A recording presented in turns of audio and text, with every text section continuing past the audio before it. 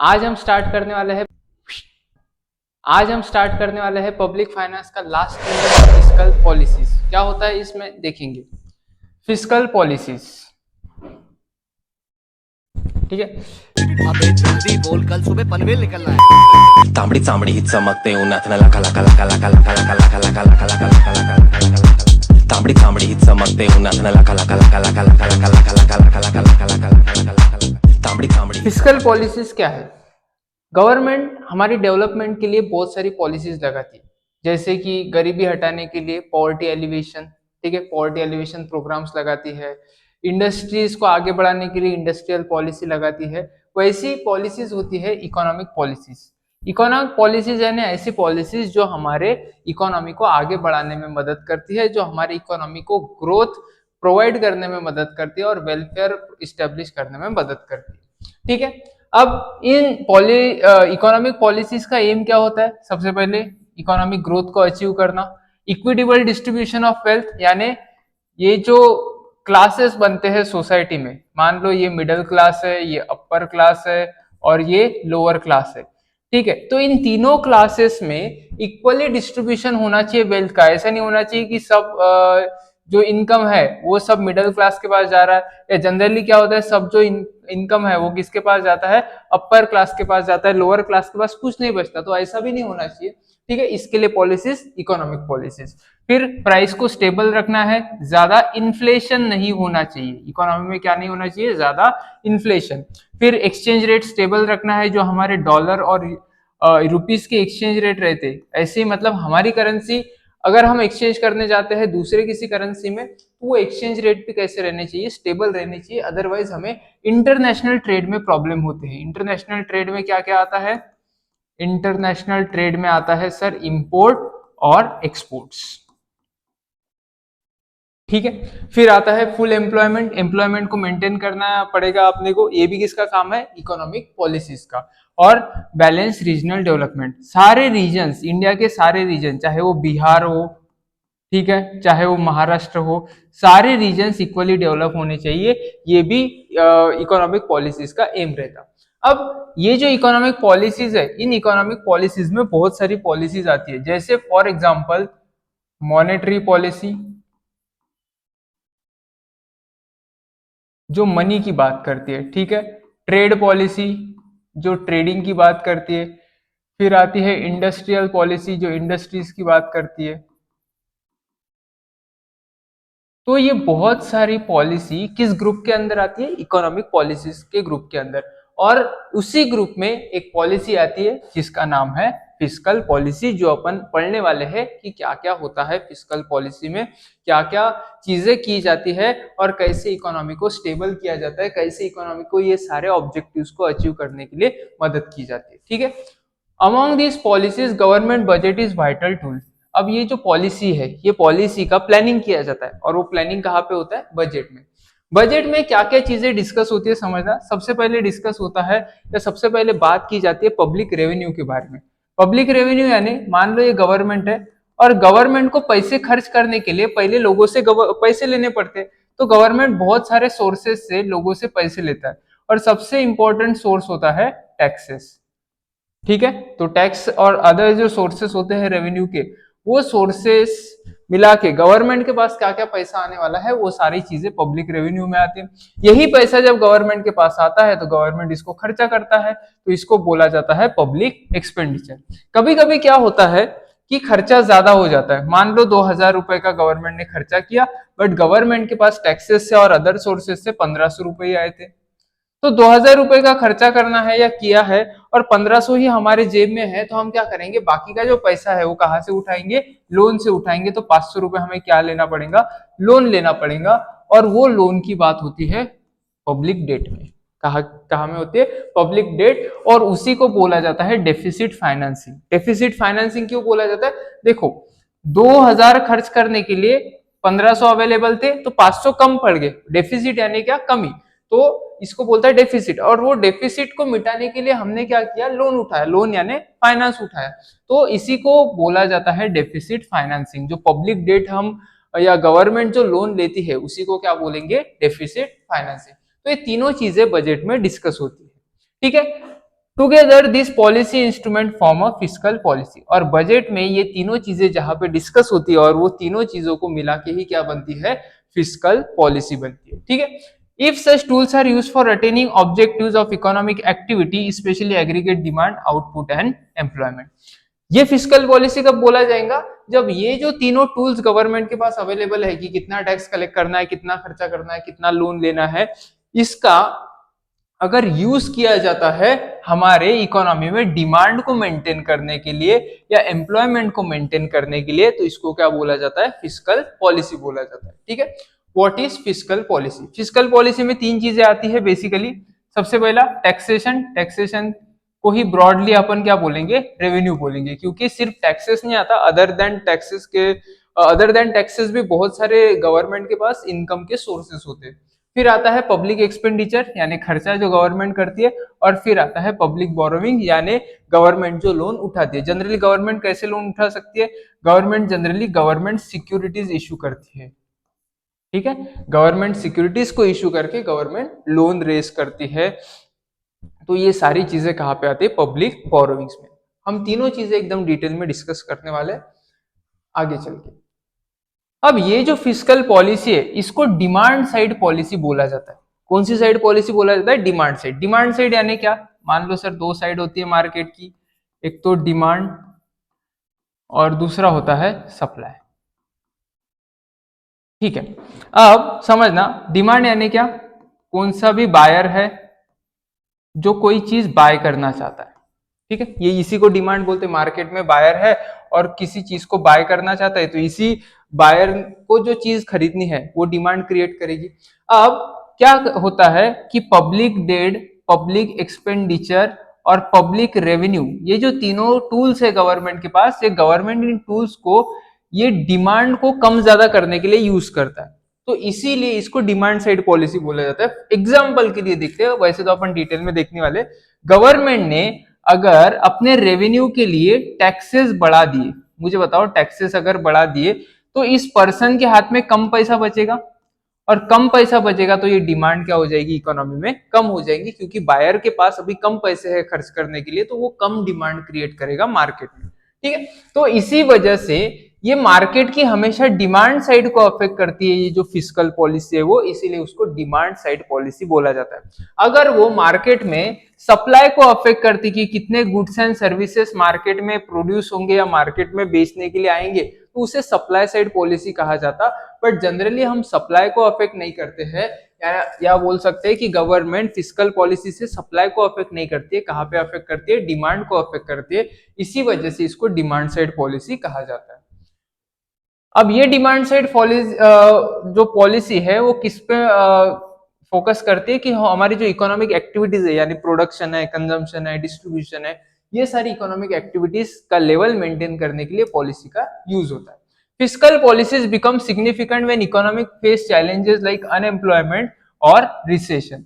ये पॉलिसी का इंपॉर्टेंस तब नहीं है जहां पे इकोनॉमी एकदम स्टेबल लेवल पे चल रही है, जहां पे सब कुछ अच्छा चल रहा है, बट तब इसका इंपॉर्टेंस बढ़ जाता है जब इकोनॉमी में रिसेशन आ गया है या इकोनॉमी में एक डाउन स्विंग आ गया है, तब यहाँ पे इस पॉलिसी का इंपॉर्टेंस बढ़ जाता है, क्योंकि तभी गवर्नमेंट को इंटरवीन करके इकोनॉमी को क्या करना पड़ता है, ऊपर की तरफ खींचना पड़ता है वापस से, इसीलिए इसका इंपॉर्टेंस तब ज्यादा होता है। ठीक है, आगे फिस्कल पॉलिसी के बारे में इकोनॉमिस्ट का पर्सपेक्टिव क्या है।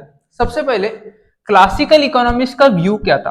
क्लासिकल इकोनॉमिस्ट लेजिस्फेयर पे ध्यान देते थे, वो उस पे बिलीव करते थे। वो बोलते थे कि इकोनॉमी में इंटरफेयर करने की जरूरत नहीं है, अगर इकोनॉमी को या मार्केट्स को उसके हाल पे छोड़ दिया जाए तो वो अपने आप स्टेबल हो जाएगी, वो अपने आप फुल एम्प्लॉयमेंट जनरेट करेगी और अपने आप मैक्सिमम आउटपुट के लेवल पे आ जाएंगी, या मैक्सिमम नहीं बोलेंगे, ऑप्टिमम बोलेंगे। ठीक है, ऑप्टिमम लेवल के आउटपुट पे आ जाएंगी। ये किसका बिलीव था, ये क्लासिकल इकोनॉमिस्ट का बिलीव था कि खुद सेल्फ फुल एम्प्लॉयमेंट पे आती है। और ये दूसरी चीज ये कहते थे क्लासिकल इकोनॉमिस्ट कि हमेशा गवर्नमेंट को जो बजट मेंटेन करना चाहिए वो बैलेंस बजट मेंटेन करना चाहिए। अब ये जो बैलेंस बजट है ये क्या होता है, ये अपन आगे पढ़ने वाले, तब तक के लिए उसे होल्ड करते। बट एक चीज समझी कि उनका क्या कहना था कि इकोनॉमी में इंटरफेयर करने की जरूरत नहीं है, सब चीजें अपने आप मैनेज हो जाएंगी और फुल एम्प्लॉयमेंट पे अपने आप इकोनॉमी आ जाएंगी। ठीक है, फिर क्या हुआ, ये चीज अपन पहली बार नहीं डिस्कस कर रहे, पहले यूनिट में भी अपन ने ये चीज देखी थी। फिर ग्रेट डिप्रेशन आ गया और ग्रेट डिप्रेशन में अपने को पता चला कि इकोनॉमी जो फुल एम्प्लॉयमेंट पे आती है और हमेशा मैक्सिमम डिमांड क्रिएट करती है, वो इकोनॉमी अपने आप फुल एम्प्लॉयमेंट पे नहीं आ रही थी, इकोनॉमी नीचे नीचे जा रही थी। तब केनिस का व्यू मैटर किया और केनिस ने जो कहा था अपने बुक में general theory of employment interest and money में, जो 1936 में पब्लिश की थी, उनका क्या कहना था कि ऐसे सिचुएशन में जहां पे रिसेशन आता है या इकोनॉमी बहुत बूम की तरफ जा रही है, मतलब एक्सट्रीम सिचुएशंस में, ठीक है, एक्सट्रीम सिचुएशन, ये हो गए एक्सट्रीम सिचुएशन, ये हो गए एक्सट्रीम सिचुएशन, वहां पे क्या करना चाहिए, वहां पे फिस्कल पॉलिसीज के थ्रू गवर्नमेंट को इंटरवीन करना चाहिए और इकोनॉमी को स्टेबल पोजीशन पे लाने की कोशिश करनी चाहिए।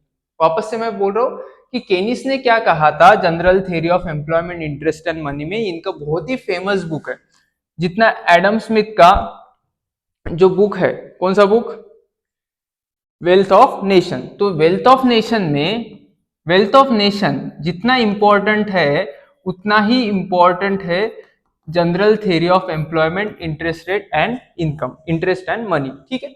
तो ये चीज याद रखना, बहुत इंपॉर्टेंट बुक है। अब इसमें क्या कहा था कि गवर्नमेंट को इंटरफेयर करना चाहिए कहाँ पे, एक्सट्रीम पोजीशंस पे, ठीक है। Advocate increase government spending to boost demand and tackle unemployment, but कौन से लेवल पे, सिर्फ एक्सट्रीम लेवल पे। अब मॉडर्न कॉन्टेक्स्ट यानी अभी रिसेंटली 2008 में फाइनेंशियल क्राइसिस आया, जिसको अपन हाउसिंग क्राइसिस भी बोलते हैं, ठीक है। अपन ने ये कहां पे देखा है, बिजनेस साइकिल में। बिजनेस साइकिल में अपने 2008 का क्राइसिस पड़ा है, ये चीज वहां पे जाके देख लेना, एक बार लेक्चर डाला हुआ है। अब 2008 में भी अपने को क्या पता चला कि जब हाउसिंग मार्केट यूएसए का बहुत कम हो गया था या बहुत नीचे आ गया था, उसने क्या किया, उसने पूरे यूएस इकोनॉमी को और यूएस इकोनॉमी ने पूरे ग्लोबल इकोनॉमी को नीचे खींच लिया। ऐसे केस में यूएस की इकोनॉमी रिवाइव तभी हुई जब गवर्नमेंट ने बहुत बड़ा बेल आउट पैकेज अनाउंस किया। Bail out package, bail out package यानी क्या, बेल आउट पैकेज यानी सिंपली गवर्नमेंट डॉलर स्पेंड करेगी या डॉलर प्रोवाइड करेगी बहुत सारे बैंक्स को, क्या प्रोवाइड करेगी, डॉलर, ठीक है, हाँ। तो इसी को बोला जाता है बेल आउट पैकेज। अब ये बेल आउट पैकेज भी किसके अंडर आता है, ये बेल आउट पैकेज भी फिस्कल पॉलिसीज के अंडर ही आता है, क्योंकि बेल आउट पैकेज बेसिकली क्या है, गवर्नमेंट स्पेंडिंग ही, ठीक है। तो ये अपन ने सीखा कि पहले अपन बिल्कुल बिलीव नहीं करते थे फिस्कल पॉलिसी पे, 1930s के बाद बिलीव करने लगे और 2008 में वापस अपने को रियलाइज हुआ कि हाँ, फिस्कल पॉलिसीज गवर्नमेंट के लिए और इकोनॉमिक्स के लिए बहुत इंपॉर्टेंट होती है, ठीक है। अब ये फिस्कल पॉलिसीज के ऑब्जेक्टिव क्या होते हैं, सबसे पहला इनका ऑब्जेक्टिव होता है फुल एम्प्लॉयमेंट को अचीव करना, अटेन करना, ensure all resources including labour are utilise efficiently, ठीक है। फुल एम्प्लॉयमेंट सिर्फ लेबर का नहीं होता, मशीनरी का भी होता है, यानी बोल सकता हूं मैं कैपिटल का भी होता है, ठीक है। फिर प्राइस स्टेबिलिटी, जो अपन ने इकोनॉमिक पॉलिसी के ऑब्जेक्टिव्स में देखा था, फिस्कल पॉलिसी का भी यही ऑब्जेक्टिव रहेगा, प्राइस स्टेबिलिटी, यानी इन्फ्लेशन नहीं होना चाहिए और साथ साथ डिफ्लेशन भी नहीं होना चाहिए। फिर economic development, accelerate growth through investment in infrastructure, infrastructure में इन्वेस्ट करना है, यानी ऐसे फिक्स एसेट बिल्ड करने हैं जो इकोनॉमी को फर्दर प्रोडक्शन के लिए मदद करेंगे। और लास्ट में इक्विटेबल डिस्ट्रीब्यूशन, जो इकोनॉमिक इनइक्वालिटीज है वो इनइक्वालिटी नहीं होनी चाहिए, सोशल इक्वालिटी को अचीव करने की कोशिश करेंगे, मतलब कि रिच और पुअर में ज्यादा बड़ा गैप नहीं होना चाहिए। ये अगर रिच है और ये अगर पुअर है तो इन दोनों में ज्यादा बड़ा गैप नहीं होना चाहिए, इन दोनों में ज्यादा बड़ा गैप ना होना, इसी को बोला जाता है सोशल इक्वालिटी या इकोनॉमिक इक्वालिटी, ठीक है। अब ये बहुत ही इंपॉर्टेंट सेंटेंस है, priorities differ, develop country focus on stability equality while developing nations emphasise on growth employment and equity. क्या बोला है कि इस फिस्कल पॉलिसी को बहुत जगह पे यूज किया जा सकता है, हाँ सर जी, नहीं सर बिल्कुल नहीं, नहीं, हाँ।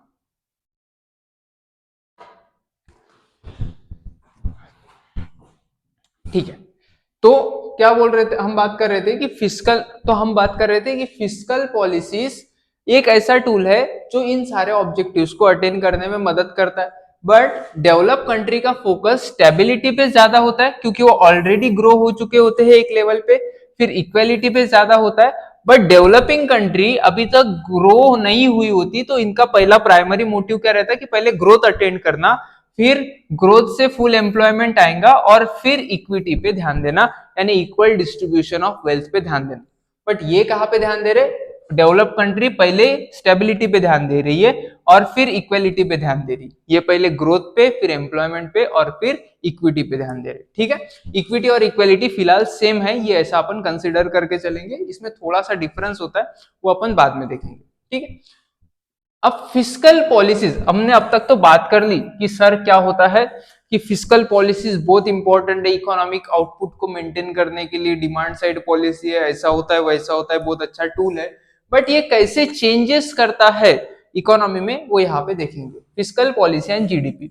Fiscal policy directly impacts gross domestic product through the equation. अब जीडीपी जो होता है हमारे कंट्री का, जो जीडीपी होता है, जीडीपी बेसिकली क्या है समझना, जीडीपी यानी हमारे इकोनॉमी में या इकोनॉमिक बॉर्डर्स के अंदर कितने गुड्स एंड सर्विस एक साल में तैयार हुए, इसी को बोला जाता है ग्रॉस डोमेस्टिक प्रोडक्ट। क्या बोला मैंने, कि हमारे इकोनॉमी के बॉर्डर्स के अंदर कितने गुड्स एंड सर्विस एक साल में तैयार हुए, ये हमें पता चलता है। ये जो कैलकुलेशन होती है उसी को क्या बोला जाता है, ग्रॉस डोमेस्टिक प्रोडक्ट। एक इंपॉर्टेंट वर्ड आया है यहाँ पे, बॉर्डर्स के अंदर, बॉर्डर्स के अंदर, इकोनॉमिक बॉर्डर्स के अंदर, ठीक है।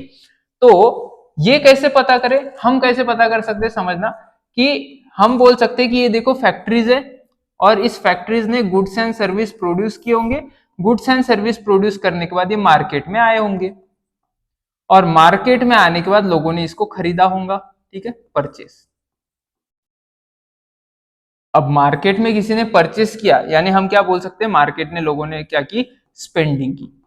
तो हम इन गुड्स एंड सर्विसेज को, प्रोडक्शन को कैलकुलेट करने के लिए इनडायरेक्टली किसको कैलकुलेट कर सकते हैं, स्पेंडिंग को कैलकुलेट कर सकते हैं, क्योंकि मोटा मोटी तौर पर लोगों ने जो खरीदा है वो प्रोड्यूस भी हुआ होगा और वो जो प्रोड्यूस हुआ है वही हमारा क्या है, गुड्स एंड सर्विसेज का जो कैलकुलेशन है वही हमारा ग्रॉस डोमेस्टिक प्रोडक्ट है, ठीक है। तो हम इस फैक्ट्री लेवल पे कैलकुलेशन ना करते हुए कहां पे करते हैं, इस स्पेंडिंग लेवल पे, ठीक है, ग्रॉस डोमेस्टिक प्रोडक्ट कैलकुलेट करने के लिए। अब स्पेंडिंग कौन कौन करता है, सबसे पहले समझना, सबसे पहले स्पेंडिंग हाउस होल्ड करता है, कोई पर्सन या हाउस होल्ड किस पे करता है, सर वो ड्यूरेबल गुड्स खरीदेगा या नॉन ड्यूरेबल गुड्स खरीदेगा। ड्यूरेबल गुड्स यानी कार वगैरह खरीदेगा या नॉन ड्यूरेबल गुड्स यानी ब्रेड वगैरह खरीदेगा, ठीक है, तो वो स्पेंडिंग करता है।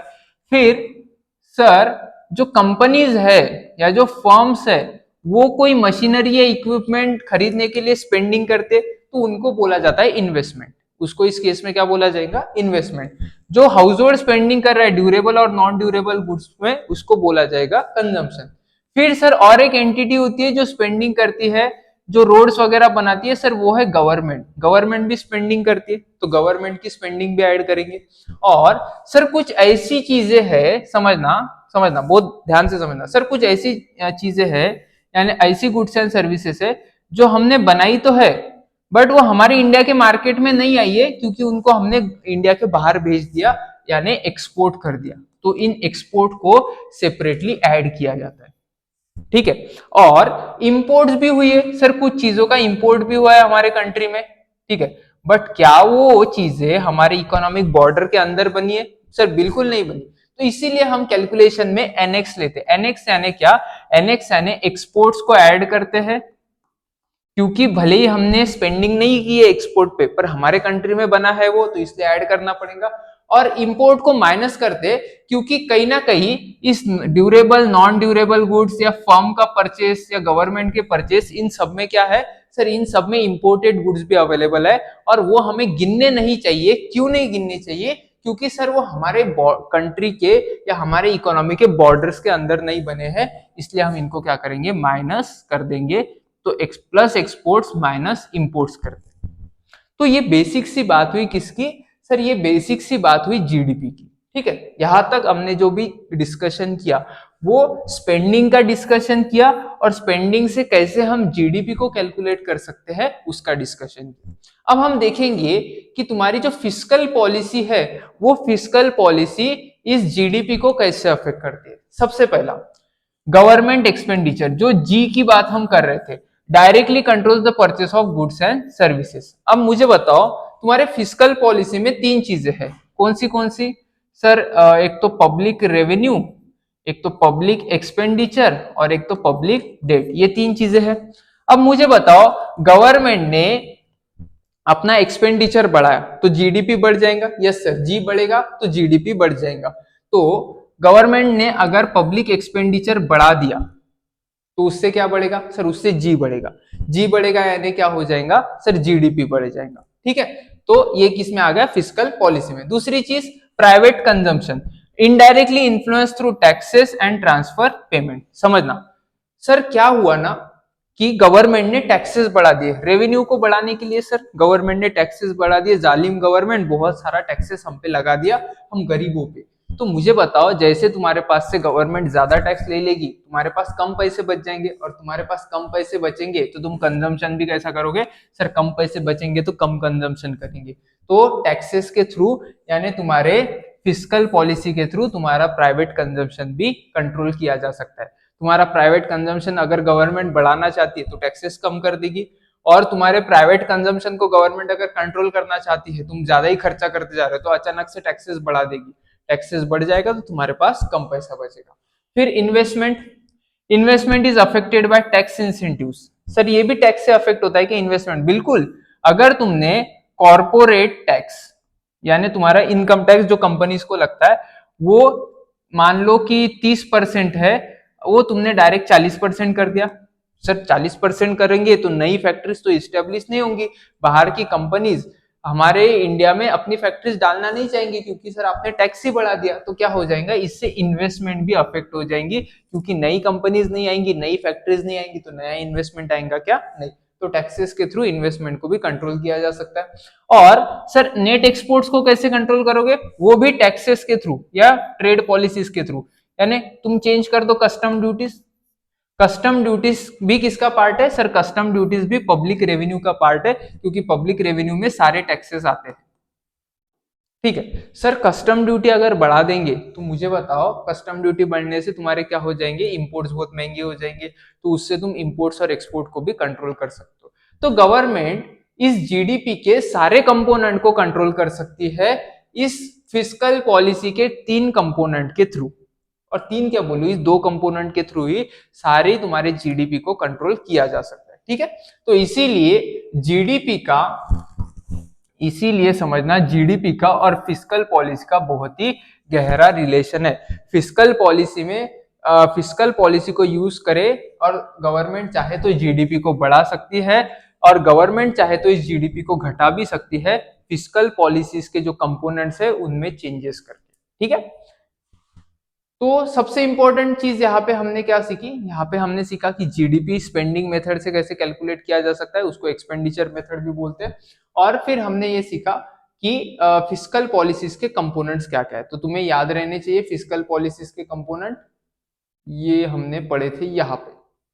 क्या क्या है? सबसे पहला टैक्सेशन, दूसरा पब्लिक एक्सपेंडिचर और तीसरा पब्लिक बोरोइंग। ठीक है, उसको ही क्या बोला जाता है? पब्लिक डेट या डेफिसिट फाइनेंसिंग।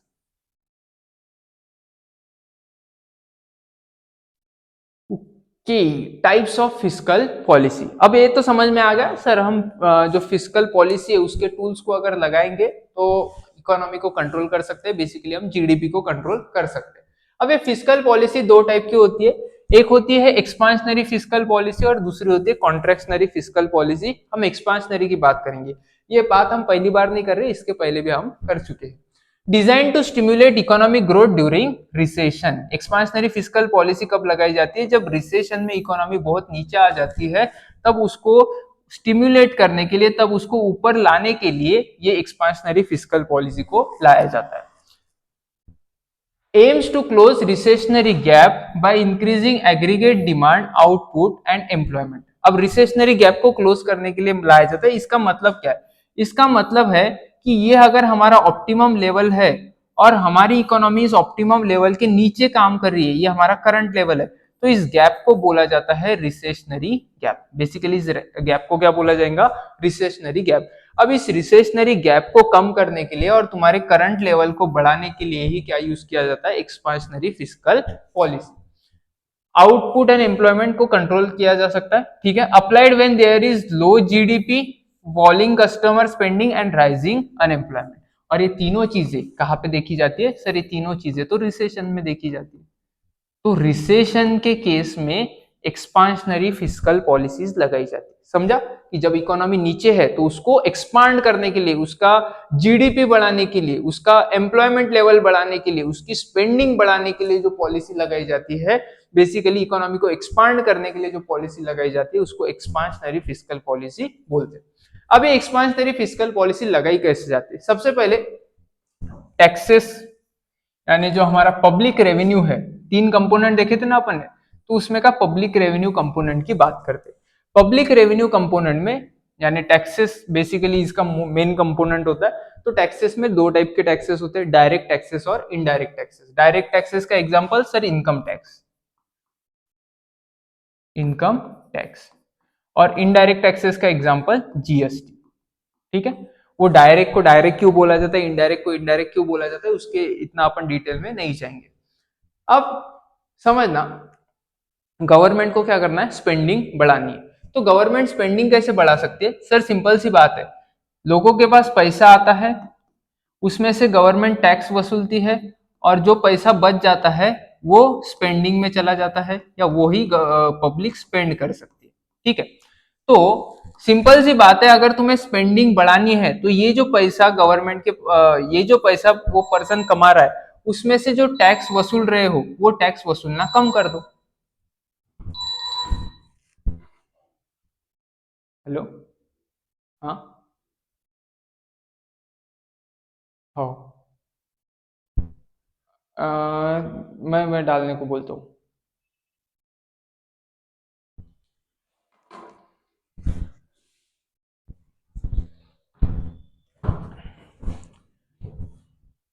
हाँ, तो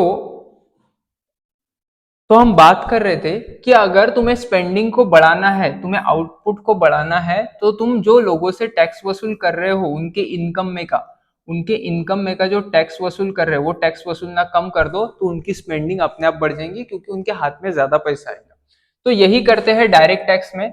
डायरेक्ट टैक्स में क्या किया जाता है? डायरेक्ट टैक्स में जो इनकम टैक्सेस है वो इनकम टैक्सेस कम किए जाते हैं, जिसके वजह से तुम्हारा डिस्पोजेबल इनकम बढ़ जाता है। सर डिस्पोजेबल इनकम यानी क्या? डिस्पोजेबल इनकम यानी टैक्स काटने के बाद जो हाथ में तुम्हारे पास पैसा बच जाता है, उसी को क्या बोला जाता है? Disposable income. डिस्पोजेबल इनकम यानी personal income minus income tax. मतलब पर्सनल इनकम यानी जो इनकम हुआ है तुम्हें, उसमें से टैक्स कट कर देने के बाद जो बचा है, उसी को बोला जाता है डिस्पोजेबल इनकम। अब ये डिस्पोजेबल इनकम बढ़ जाएगा तो जाहिर सी बात है तुम तुम्हारा कंजम्पशन भी क्या कर दोगे? इंक्रीज कर दोगे। Next, indirect taxes. अब मुझे बताओ, अगर चीजों पे जीएसटी कम लगेगा, चीजों पे जीएसटी कम लगेगा, तो जीएसटी कम होने से प्राइसेस भी कम हो जाएंगी। मान लो 100 रुपए की कोई चीज थी, उस पे 18 रुपए जीएसटी लगता था, तो वो प्राइस होती थी गुड्स की मार्केट वैल्यू 118 रुपए। बट गवर्नमेंट ने जीएसटी कम कर दिया, गवर्नमेंट ने सिर्फ 5 रुपए जीएसटी कलेक्ट किया, तो वो प्राइस गिर के कितने पे आ जाएंगी? 105 रुपए पे आ जाएंगी। अब 105 रुपए पे आ जाएंगी, यानी जब प्राइस कम हो जाएंगी तो डिमांड, जो क्वांटिटी डिमांडेड है वो अपने आप बढ़ जाएगी, तो इसकी वजह से प्राइस कम होने से डिमांड बढ़ जाएंगी। अब जाहिर सी बात है, दोनों भी केस में अगर डिमांड बढ़ रही है इकोनॉमी की, तो इकोनॉमी कौन से डायरेक्शन में जाएंगी? ऊपर की डायरेक्शन, ठीक है। तो ये तो देखा अपन ने टैक्सेस में यानी पब्लिक रेवेन्यू में। अब हम बात करेंगे पब्लिक एक्सपेंडिचर की। पब्लिक एक्सपेंडिचर, पब्लिक एक्सपेंडिचर में गवर्नमेंट कैसे कंट्रोल करता है? पब्लिक एक्सपेंडिचर का सीधा सीधा है कि गवर्नमेंट अगर ज्यादा स्पेंडिंग करती है, गवर्नमेंट के पास स्पेंडिंग करने के लिए पैसा है टैक्सेस का, तो गवर्नमेंट रोड पे पैसा खर्च कर सकती है, रोड्स पे, या फिर मान लो पोर्ट्स पे, फिर रेलवेज, मतलब ऐसे इंफ्रास्ट्रक्चर प्रोजेक्ट्स में गवर्नमेंट पैसा खर्च कर सकती है। और जैसे जैसे गवर्नमेंट ज्यादा पैसा खर्च करेगी, तो वैसे वैसे क्या हो जाएगा? इकोनॉमी में डिमांड बढ़ जाएंगी। क्यों? क्योंकि ये जो प्रोजेक्ट्स है, ये जो प्रोजेक्ट है, समझना, ये जो प्रोजेक्ट्स है, ये पहली बात तो एक आधे कॉन्ट्रैक्टर को और उसके नीचे के वर्कर्स को क्या प्रोवाइड करेंगे, एम्प्लॉयमेंट प्रोवाइड करेंगे, यानी उनके पास पैसा आएगा। ठीक है, तो लोगों के हाथ में पैसा आएगा तो जाहिर सी बात है वो स्पेंडिंग करेंगे। प्लस ये रोड्स वगैरह बनाने के लिए सीमेंट खरीदना पड़ेगा, ठीक है, लोहा खरीदना पड़ेगा, iron.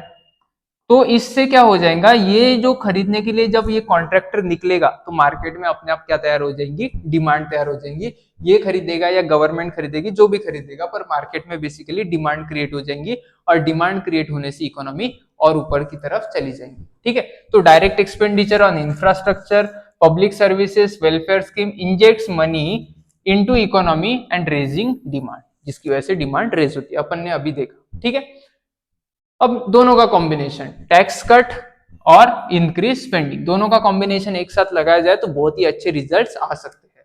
Creates multiplier effect, high disposable income and government spending leads to increase consumption, production and job creation. अब क्या हो रहा है समझना, मान लो गवर्नमेंट ने कोई एक प्रोजेक्ट रन किया जिसकी वजह से कॉन्ट्रैक्टर को इनकम हुआ 5 लाख का, 5 लाख का इनकम हुआ। ठीक है, तो ये पहले पब्लिक एक्सपेंडिचर में आ गया। 5 लाख का इनकम होने के बाद गवर्नमेंट जनरली 2 लाख का टैक्स वसूल करती थी उससे, बट गवर्नमेंट ने क्या कर दिया, उस पर टैक्स भी कम कर दिया और उसको बोला सिर्फ 1 लाख का टैक्स बचेगा, लिया जाएगा तुझसे। तो उसके पास खर्च करने के लिए डिस्पोजेबल इनकम कितने का बचा, 4 लाख का। अब ये 4 लाख का अगर खर्चा करेगा वो, तो इससे क्या हो जाएगा, डिमांड बूस्ट हो जाएगी। तो दोनों भी एक साथ लगाए यहाँ पे, इधर पब्लिक एक्सपेंडिचर किया है और यहाँ पे पब्लिक रेवेन्यू को कम किया है, समझा। तो एक्सपांशनरी पॉलिसी में बेसिकली क्या किया जाता है, तो हमें क्रक्स मिलता है सर, एक्सपांशनरी पॉलिसी में पब्लिक रेवेन्यू को यानी टैक्सेस को कम किया जाता है और पब्लिक एक्सपेंडिचर को यानी गवर्नमेंट स्पेंडिंग को बढ़ाया जाता है, और इसके अपोजिट ही किया जाता है कॉन्ट्रैक्शनरी फिस्कल पॉलिसी। देखते हैं, हाँ, बट एक पॉइंट बहुत इंपॉर्टेंट, अगर ये तुम करोगे सर हम टैक्स, गवर्नमेंट टैक्सेस भी कम वसूल रही है, ठीक है, और खर्चा भी बहुत ज्यादा कर रही है, तो क्या हो जाएगा, उनका बजट बिगड़ जाएगा। मान लो उन्होंने एक्सपेंडिचर किया 2000 का और उनके पास टैक्सेस से पैसे पहले 2000 ही आते थे, बट अभी उनके पास सिर्फ 1000 आया, तो गैप कितने का पड़ गया सर, गैप पड़ गया 1000 का। जाहिर सी बात है 1000 का गैप, तो इस गैप को ही बोलते हैं बजट डेफिसिट, इस गैप को ही बोला जाता है बजट डेफिसिट। सर एक गैप कैसे मिटेगा, जाहिर सी बात है कि ये गैप मिटाने के लिए तुम्हें लोन लेना पड़ेगा, जिसको बोलते हैं पब्लिक डेट या पब्लिक बोरोइंग, पब्लिक बोरोइंग, समझा। तो ये क्या हुआ, पब्लिक बोरोइंग से ये फिर बोरोइंग ज्यादा करनी पड़ती है और फिर बर्डन फ्यूचर में आ सकता है किसके ऊपर, कंट्री के ऊपर। ठीक है, तो इसका एक निगेटिव इफेक्ट है, बट फिलहाल के लिए एकदम क्विकली अगर तुम्हें रिजल्ट चाहिए तो तुम्हें एक्सपांशनरी पॉलिसी को चलाना ही पड़ेगा, चाहे तुम्हें फिर आगे चल के वो बर्डन क्यों ना झेलना पड़े। नेक्स्ट, कॉन्ट्रैक्शनरी फिस्कल पॉलिसी, ये मैं मिटा देता हूं। हाँ, contractionary fiscal policy design to reduce economic activity during inflationary periods. मतलब क्या, मतलब मान लो ये तुम्हारी बिजनेस साइकिल है और तुम्हारी इकोनॉमी बहुत ही ऊपर चली गई है और ये बहुत ही ऊपर जाती है, तब बहुत ज्यादा इन्फ्लेशन क्रिएट होता है इकोनॉमी में। तो इस इन्फ्लेशन से बचने के लिए गवर्नमेंट को ये इकोनॉमी जो ऊपर बढ़ रही है उसको कंट्रोल करना पड़ता है, उसको नॉर्मल की तरफ लाने की कोशिश करनी पड़ती है, उसी के लिए यूज की जाती है कॉन्ट्रैक्शनरी फिस्कल पॉलिसी। ठीक है, in response to excessive resource utilisation and economic overheating, ये सब यहाँ पे होता है बूम के फेज में। इकोनॉमिक ओवरहीटिंग यानी सर बहुत ज्यादा कैपेसिटी यूटिलाइजेशन चल रहा है, एक्सेसिव रिसोर्स यूटिलाइजेशन यानी वही चीज कि हम जितनी कैपेसिटी लेबर्स की है, जितनी कैपेसिटी मशीन्स की है, वो सारी कैपेसिटी हम यूज कर रहे हैं। ठीक है, और उसके लिए क्या हो रहा है, इन्फ्लेशन बहुत ज्यादा क्रिएट हो रहा है सर, क्यों, क्योंकि जितना प्रोडक्शन है उससे कई ज्यादा इकोनॉमी में डिमांड क्रिएट हो रही है। ठीक है, aims to close inflationary gap. वापस इन्फ्लेशनरी गैप क्या है कि मान लो ये हमारा इकोनॉमी का ऑप्टिमम लेवल है और ये किसका ऑप्टिमम लेवल है, ये डिमांड का ऑप्टिमम लेवल है, इतनी इकोनॉमी में डिमांड होनी चाहिए थी, बट एक्चुअल डिमांड या करंट लेवल हमारा इतना है, करंट डिमांड लेवल कितना है, बहुत ज्यादा है। अब जाहिर सी बात है डिमांड इतना होना चाहिए था, इतना है, डिमांड इतना होना चाहिए था, यानी हमारी प्रोडक्शन कैपेसिटी इतने ही लेवल पे होनी चाहिए थी, बट हमारी डिमांड इतने लेवल पे चली गई, तो जाहिर सी बात है यहाँ पे क्या होता है, इन्फ्लेशन क्रिएट होता है। सर इन्फ्लेशन क्रिएट क्यों हो गया? क्योंकि डिमांड ज्यादा है सप्लाई से। डिमांड ज्यादा है किससे? सप्लाई से। डिमांड ज्यादा हो गई है, सप्लाई की एक हमारी लिमिट थी सर, हमारा प्रोडक्शन की जो लिमिट थी वो हिट हो गई है, पर डिमांड उसके भी ज्यादा है, तो इसलिए इन्फ्लेशन क्रिएट हो रहा है इकोनॉमी में। ठीक है, हाँ।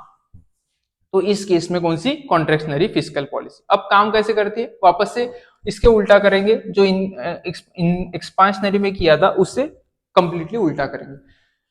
डिक्रीज गवर्नमेंट स्पेंडिंग, हाँ, तो गवर्नमेंट स्पेंडिंग कम कर देंगे। जो गवर्नमेंट स्पेंडिंग कम करेंगे तो उस कॉन्ट्रैक्टर के पास, जिसके पास पहले 5 लाख रुपए आ रहे थे, उसके पास अभी 5 लाख नहीं आएंगे। 5 लाख नहीं आएंगे तो कोई भी डिमांड क्रिएट नहीं होगी इकोनॉमी में, तो डिमांड कम हो जाएंगी। ठीक है, तो एग्रीगेट डिमांड लोअर हो जाएगी। Second, increase taxes. पहले मान लो वो कॉन्ट्रैक्टर कई और से पैसे कमा रहा था 10 लाख, पहले उससे 2 ही लाख रुपए टैक्स लिया जाता है, अब 2 लाख रुपए टैक्स नहीं लेंगे उससे, अभी लेंगे 4 लाख रुपए टैक्स। अब 4 लाख रुपए टैक्स वसूल करोगे तो उसके हाथ में कितने बच जाएंगे? सिर्फ 6 लाख बच जाएंगे। पहले कितने बचते थे सर? पहले 8 लाख बचते थे उसके पास, 6 लाख बचेंगे, तो पहले से डिमांड उसकी मार्केट में कम होगी। ठीक है, क्योंकि उसके पास अभी खर्च करने के लिए कितने हैं? सिर्फ 6 ही लाख है, पहले 8 लाख हुआ करते थे। तो दोनों भी टैक्सेस को क्या कर देंगे? बढ़ा देंगे। कौन से? पर्सनल इनकम टैक्सेस को भी बढ़ा देंगे, और बिजनेस टैक्स, जिसको अपन जनरली कॉर्पोरेट टैक्सेस बोलते हैं, उनको भी बढ़ा देंगे। क्यों? क्योंकि कॉर्पोरेट टैक्सेस बढ़ाओगे तो कॉर्पोरेट इन्वेस्टमेंट भी कम हो जाएंगी, मतलब हमारा जीडीपी का आई कंपोनेंट नीचे आ जाएगा। लोग डर जाएंगे ना, लोग बोलेंगे मैं स्टार्टअप कर रहा हूँ और ये हमारी गवर्नमेंट हमसे 40% टैक्स ले रही है, तो मुझे तो कुछ बचेगा ही नहीं। तो वो बोलता है कि मेरा स्टार्टअप का आइडिया मैं यहीं पे रोक देता हूँ, मैं जॉब करने जाता हूँ। ठीक है, तो इससे क्या होगी? इकोनॉमी में नई इन्वेस्टमेंट नहीं होगी। ठीक है, अब कॉम्बिनेशन, वापस से जैसे ऊपर कॉम्बिनेशन लगाया था वैसे ही नीचे कॉम्बिनेशन लगाया जाता है। तुम्हारी स्पेंडिंग भी कम किए जाते हैं और टैक्सेस भी बढ़ा दिए जाते हैं, तो इससे रिजल्ट अच्छा आता है। अब इससे क्या होता है? पहले बजट डेफिसिट क्रिएट हो रहा था, मतलब सर ज्यादा एक्सपेंडिचर कर रहे थे और इनकम कम हो रहा था। अब उल्टा होगा। अब क्या करेंगे? अब सर हमारा जो इनकम है यानी पब्लिक रेवेन्यू है वो बढ़ जाएगा और पब्लिक एक्सपेंडिचर कम हो जाएगा, तो हमारे पास एक्स्ट्रा के पैसे बच जाएंगे। एक्स्ट्रा के पैसे बचेंगे। हम कौन? हम गवर्नमेंट है, हमारे पास एक्स्ट्रा के पैसे बचेंगे, उसी को बोला जाता है सरप्लस। उसी को बोला जाता है सरप्लस। सरप्लस हो जाएगा यानी सरप्लस बजट यहाँ पे मेंटेन होगा। ठीक है, increasing revenue decreasing spending, surplus budget. ठीक, चलो ये कंपैरिजन है दोनों पॉलिसी का। एक्सपांशनरी पॉलिसी में क्या होता है? ग्रोथ स्टिमुलेट होती है, जनरली रिसेशन में लगाई जाती है, और कॉन्ट्रैक्शनरी पॉलिसी में इन्फ्लेशन को कंट्रोल किया जाता है, जनरली कौन से फेज में लगाई जाती है? बूम के फेज में। ठीक है, एक्सपांशनरी पॉलिसी में टैक्स कम किए जाते हैं और एक्सपेंडिचर को बढ़ाया जाता है, कॉन्ट्रैक्शनरी में टैक्सेस बढ़ाए जाते हैं और एक्सपेंडिचर को कम किया जाता है, एग्जैक्टली उल्टा। हाँ, ये रिसेशन और बूम में लगाई जाती है। ठीक है, इससे कौन सा बजट तैयार होता है? इससे सर डेफिसिट डेफिसिट बजट तैयार होता है, और इससे सरप्लस बजट तैयार होता है। ठीक है, तो बजट का भी। अब मुझे बताओ, मेरा सवाल है, सिंपल सवाल, पब्लिक डेट कौन से केस में बढ़ जाएगा? सर पब्लिक डेट तो डेफिसिट में बढ़ जाएगा। क्यों? क्योंकि डेफिसिट में सर स्पेंडिंग ज्यादा है और टैक्सेस का कलेक्शन कम है, तो मतलब पैसा कम आएगा गवर्नमेंट के पास और गवर्नमेंट ज्यादा पैसा खर्च करेगी, तो एक्स्ट्रा का जो पैसा है वो कहां से लाना पड़ेगा सर? वो लोन से लाना पड़ेगा। तो एक्सपांशनरी के केस में जो पब्लिक डेट लेवल है, वो पब्लिक डेट या गवर्नमेंट डेट, वो क्या हो जाएगा? इंक्रीज हो जाएगा। ठीक है, और इस केस में हमारे पास एक्स्ट्रा पैसा बच रहा है तो हम रीपेमेंट के लिए यूज कर सकते हैं, तो हमारा यहाँ पे पब्लिक डेट क्या हो जाएगा? कम हो जाएगा। ठीक है, पब्लिक डेट को कम करेंगे। Instruments of fiscal policy. अब फिस्कल पॉलिसी के एक एक कंपोनेंट को अपन ध्यान से पढ़ेंगे। पहले गवर्नमेंट एक्सपेंडिचर पढ़ेंगे, फिर टैक्सेस, फिर पब्लिक डेट और फिर बजट पढ़ेंगे।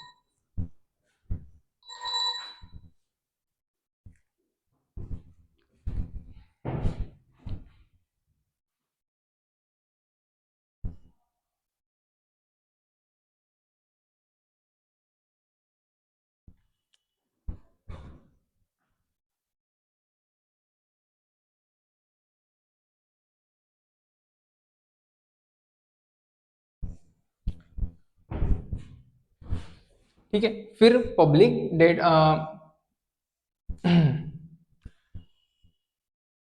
ये इंस्ट्रूमेंट्स ये इंस्ट्रूमेंट्स है फिजिकल पॉलिसी के। हम एक एक इंस्ट्रूमेंट को ध्यान से पढ़ेंगे। सबसे पहले public expenditure as instrument of physical policy. Public expenditure यानी government spending. Public expenditure constitute a significant part of total national expenditure and serves as tool for adjusting economic activity to achieve goals like full employment and economic stabilization। ऊपर ऊपर से देख लेते क्या होता है public expenditure से। Sir ये है गवर्नमेंट स्पेंडिंग यानी पब्लिक एक्सपेंडिचर। ये आप अगर बढ़ा देंगे ना तो इकोनॉमी में क्या क्रिएट हो जाएंगी, डिमांड क्रिएट हो जाएंगी यानी डिमांड बढ़ जाएंगी। और ये पब्लिक एक्सपेंडिचर अगर आप घटा देंगे तो इकोनॉमी में डिमांड कम हो जाएगी। अब समझना, जब डिमांड बढ़ती है तब नई एम्प्लॉयमेंट भी मिलती है लोगों को, और जब डिमांड घटती है तो अनएम्प्लॉयमेंट क्रिएट होती है। ठीक है, तो ये एकदम उसका क्या है, क्रक्स है कि कैसे पब्लिक एक्सपेंडिचर काम करता है।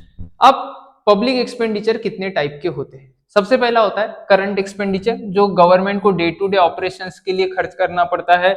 जैसे सैलरीज प्रोवाइड करनी पड़ती है गवर्नमेंट एम्प्लॉयज को।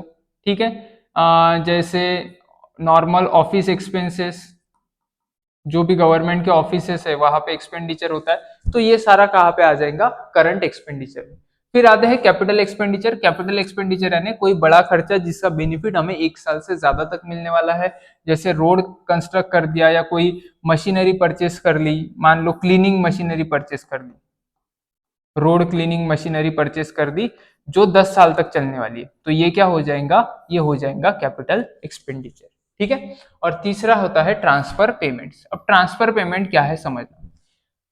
ट्रांसफर पेमेंट्स यानी गवर्नमेंट किसी पर्सन को पैसा दे रही है, बट उसके बदले में वो पर्सन कोई भी आउटपुट जनरेट नहीं कर रहा या फिर कोई भी काम नहीं कर रहा, गवर्नमेंट फ्री में उसे पैसा दे रही है।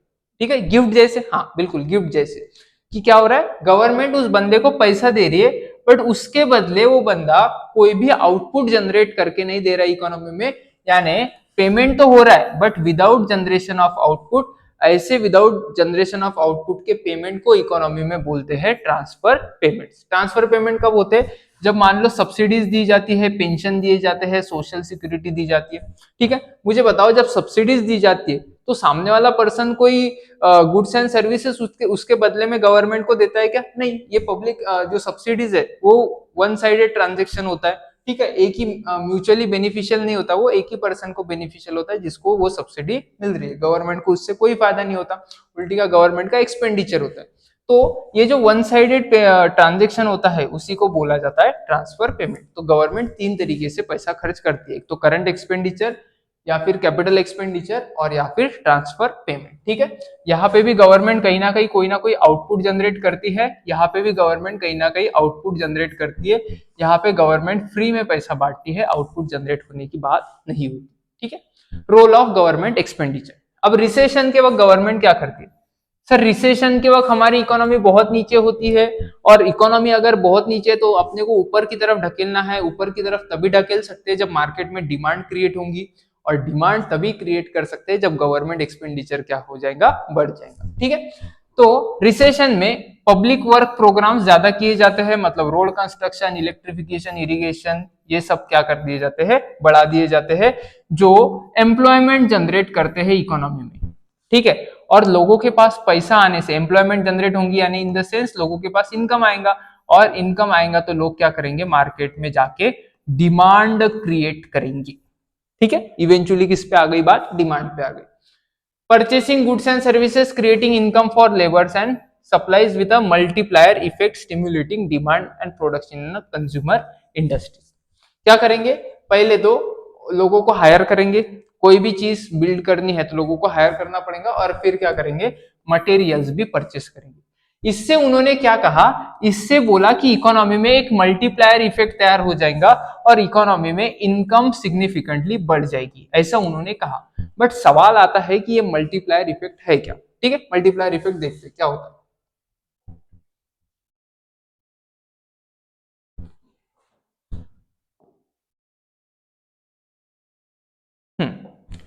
मान लो ये गवर्नमेंट है और गवर्नमेंट ने एक प्रोजेक्ट चालू किया रोड कंस्ट्रक्ट करने का।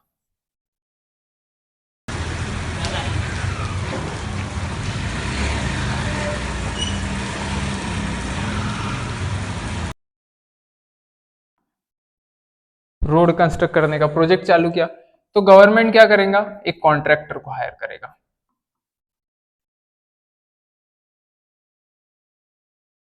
ठीक है, गवर्नमेंट ने क्या किया, कॉन्ट्रैक्टर को हायर किया और कॉन्ट्रैक्टर को पेमेंट किया उस रोड के लिए 50 लाख का। कितने लाख का, 50 लाख का।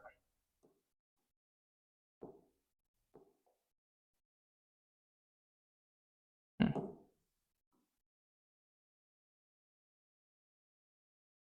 50 लाख का पेमेंट किया।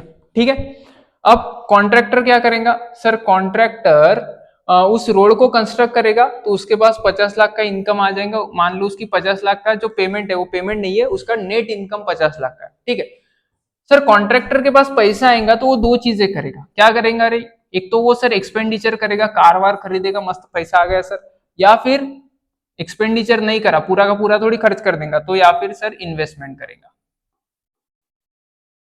ठीक है, तो मान लो उसने 10 लाख की इन्वेस्टमेंट कर दी और 40 लाख खर्च कर दी, 40 लाख का एक्सपेंडिचर कर दिया। कुछ भी, उसने कार परचेस की होंगी, उसने बाइक परचेस की होंगी, उसने घर खरीदा होगा या घर में फर्नीचर वगैरह जो भी तरीके की एक्सपेंडिचर है उसने एक्सपेंडिचर की। अब जाहिर सी बात है, मान लो कि उसने कार खरीदी है 40 लाख की, क्योंकि अपन सभी एक्सपेंडिचर नहीं कंसिडर कर सकते। 40 लाख की कार खरीदी सर उसने, तो जो कार डीलर था उसकी इनकम हो गई 40 लाख की। कार डीलर की इनकम कितनी हो गई, 40 लाख की। सर कार डीलर की इनकम 40 लाख की हो गई तो वो भी क्या करेगा सर, वो भी एक तो एक्सपेंडिचर करेगा या वो भी क्या करेगा, इन्वेस्टमेंट करेगा। ठीक है, मान लो उसने 10 लाख का इन्वेस्टमेंट किया और 30 लाख वापस खर्च कर दिए। उसके बेटे का कॉलेज होगा, ठीक है, उसको घर पे फर्नीचर लगाना होगा, जो भी है। ठीक है, तो मान लेते हैं कि इसने 30 लाख खर्च किए फर्नीचर के ऊपर। अब फर्नीचर वाला कौन है, कारपेंटर, तो वो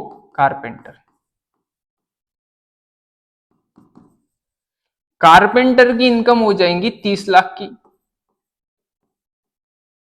30 लाख की इनकम का इसका भी दो हिस्सा हो जाएगा, एक्सपेंडिचर और इन्वेस्टमेंट। मान लो उसने इन्वेस्टमेंट की 10 लाख की और एक्सपेंडिचर किया 20 लाख का।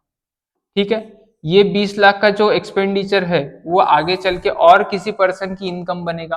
तो क्या समझ रहा है अपने को, सर ये समझ रहा है कि एक ने किया हुआ एक्सपेंडिचर दूसरे पर्सन का क्या बन रहा है, दूसरे पर्सन का इनकम बन रहा है। दूसरे ने किया हुआ एक्सपेंडिचर तीसरे पर्सन का इनकम बन रहा है। ठीक है, अब समझना क्या हो गया, गवर्नमेंट ने खर्च कितने किए थे, सर गवर्नमेंट ने तो सिर्फ 50 लाख खर्च किए थे। इकोनॉमी में कितने लोगों के पास इनकम जनरेट हुई, सर ये इसके पास 40 लाख की इनकम जनरेट हुई, इसके पास 30 लाख की इनकम जनरेट हुई, इसके पास 20 लाख की इनकम जनरेट हुई। तो यहाँ पे सर तीन ही लेवल पे अपन गए तो 40 प्लस 30 70 और 90 लाख की इनकम जनरेट हुई। गवर्नमेंट ने सर खर्च किए थे 50 लाख ही, गवर्नमेंट ने 50 लाख ही खर्च किए, पर इकोनॉमी में कितना इनकम जनरेट हुआ, सर 90 लाख का इनकम जनरेट हुआ। या फिर मैं बोलूं 40 प्लस 30 70 प्लस 90 का एक्सपेंडिचर, यानी एक्सपेंडिचर को ही अपन क्या बोल सकते हैं, डिमांड क्रिएट हो गई। इकोनॉमी में क्या क्रिएट हो गई, उतनी ही डिमांड क्रिएट हो गई। एक्सपेंडिचर कर रहे हो मतलब मार्केट में एज अ बायर बन के जा रहे हो, और बायर बन के जा रहे हो कुछ खरीदने के लिए, तो क्या क्रिएट कर रहे हो, डिमांड क्रिएट कर रहे हो। यहाँ पे 40 लाख की डिमांड, यहाँ पे 30 लाख की, यहाँ पे 20 लाख की, तो 90 लाख की डिमांड क्रिएट हो गई, या फिर बोल सकता हूँ 90 लाख का इनकम जनरेट हो गया सिर्फ गवर्नमेंट के 50 लाख खर्च करने से। और ये साइकिल अभी खत्म नहीं हुई, ये साइकिल चलती रहेंगी। इसी को क्या बोलते हैं कि जिससे सर गवर्नमेंट ने 50 लाख में डायरेक्ट 90 लाख की इकोनॉमी में 50 लाख खर्च करके 90 लाख की क्या डिमांड क्रिएट कर दी।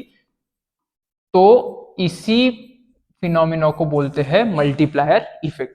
क्यों, क्योंकि मल्टीपल टाइम्स क्या क्रिएट हो गई, डिमांड क्रिएट हो गई। ठीक है, तो ये मल्टीप्लायर इफेक्ट ध्यान रखना।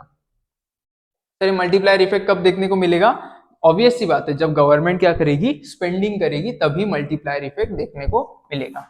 तो ये इंपॉर्टेंट कंसेप्ट है, याद रखना, ठीक है।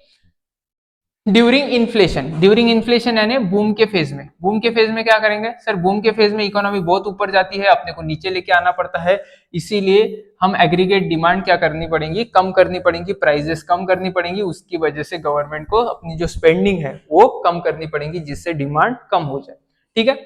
Decrease public spending results in reduced income and mitigating inflationary pressure.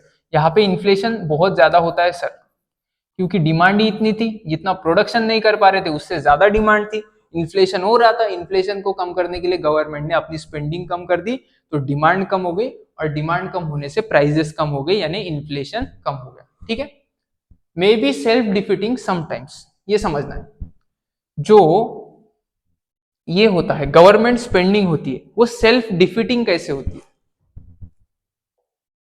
Self defeating यानी कि वो खुद के ही जो मोटिव है, उस खुद के ही मोटिव को क्या कर रही है, वो खत्म कर रही है। समझना, ये तुम्हारी इकोनॉमी है, ये है इकोनॉमी। तुमने कहा कि डिमांड को बढ़ाना है, तुमने क्या कहा कि सर डिमांड को बढ़ाना है, मैंने कहा डिमांड को बढ़ाना है तो जाओ गवर्नमेंट के पास और गवर्नमेंट को बोलो स्पेंडिंग करे, गवर्नमेंट को क्या करो, बोलो स्पेंडिंग करे। तो तुम गए और गवर्नमेंट को बोला कि तुमने कि सर प्रणव सर ने कहा है कि स्पेंडिंग करो तो डिमांड बढ़ जाएगी, तो गवर्नमेंट ने स्पेंडिंग की, पर डिमांड बढ़ी नहीं, तुम मेरे पास आ गए, ठीक है। तुमने बोला कि सर आपने तो बोला था कि डिमांड बढ़ जाएगी स्पेंडिंग करने से, पर डिमांड तो बढ़ी नहीं, क्या हुआ, आपने तो गलत एडवाइस दे दी। तो गवर्नमेंट ने डिमांड क्यों नहीं बढ़ी, डिमांड नहीं बढ़ेगी, सच में डिमांड नहीं बढ़ी। अब डिमांड क्यों नहीं बढ़ी समझना, क्योंकि क्या किया गवर्नमेंट ने, तुमने गवर्नमेंट को बोला स्पेंडिंग करनी है, गवर्नमेंट को लगा कि 200 करोड़ चाहिए स्पेंडिंग करने के लिए, तो गवर्नमेंट ने ये 200 करोड़ लाए, पर कहां से लाए पता है, ये 200 करोड़ टैक्सेस से वसूल करके लाए। अब बताओ क्या किया गवर्नमेंट ने, सर गवर्नमेंट ने इकोनॉमी में से 200 करोड़ निकाले और ये स्पेंडिंग की मदद से 200 करोड़ वापस इकोनॉमी में डाल दिए। तो स्पेंडिंग करने के लिए अगर तुम इकोनॉमी में से ही पैसा उठाओगे, उसमें से उठा के उसी बकेट में डालोगे, तो एक्स्ट्रा पैसा इकोनॉमी के पास आएगा क्या, नहीं, क्योंकि 200 करोड़ गए थे और 200 करोड़ वापस आ गए, तो पैसा उतना का उतना ही रहा, कोई भी चेंज नहीं हुआ। इस कारण गवर्नमेंट स्पेंडिंग को कभी कभी सेल्फ डिफीटिंग भी बोला जाता है, खुद के मोटिव को ही वो कम करते हैं, क्योंकि गवर्नमेंट स्पेंडिंग के लिए जो पैसा चाहिए वो अगर तुम इकोनॉमी से उठाते हो तो उतना ही पैसा इकोनॉमी से बाहर निकलता है जितना पैसा तुम यहाँ पे डाल रहे थे। तो जो डिमांड इंक्रीज करने के लिए तुम्हें पैसा ज्यादा डालना था, वो पैसा ज्यादा इकोनॉमी में नहीं होता, क्योंकि प्लस माइनस करके चीजें क्या हो जाती है, जीरो हो जाती है, ठीक है। उसी को बोला जाता है crowding out of private spending, ठीक है, ये भी अपन बात करते हैं, ठीक है, इसकी भी बात करेंगे। May be self-defeating sometime. For a higher expenditure, it has to collect higher taxes. Higher taxes collect करना पड़ेगा, which reduce disposable income. वही हुआ सर, 200 करोड़ का टैक्स इकोनॉमी से बाहर चला गया, टैक्स है मतलब इकोनॉमी से पैसा बाहर चला जाएगा, ठीक है, और वही तुमने खर्चा किया। दूसरा, to avoid this money for extra expenditure shall be use from external borrowing. Sir उसका इलाज क्या है, ये तो आपने बता दिया कि ये ऐसे ऐसे हो रहा था, तो इसका इलाज क्या है, इसका इलाज सिंपल है कि क्या करो, जो तुम्हें खर्च करने के लिए पैसे चाहिए ना, 200 करोड़, 200 करोड़ की रिक्वायरमेंट है तुम्हें, वो 200 करोड़ लोन लो बाहर से, इकोनॉमी के बाहर से तुम क्या करो, लोन उठाओ और फिर उसे खर्च करो।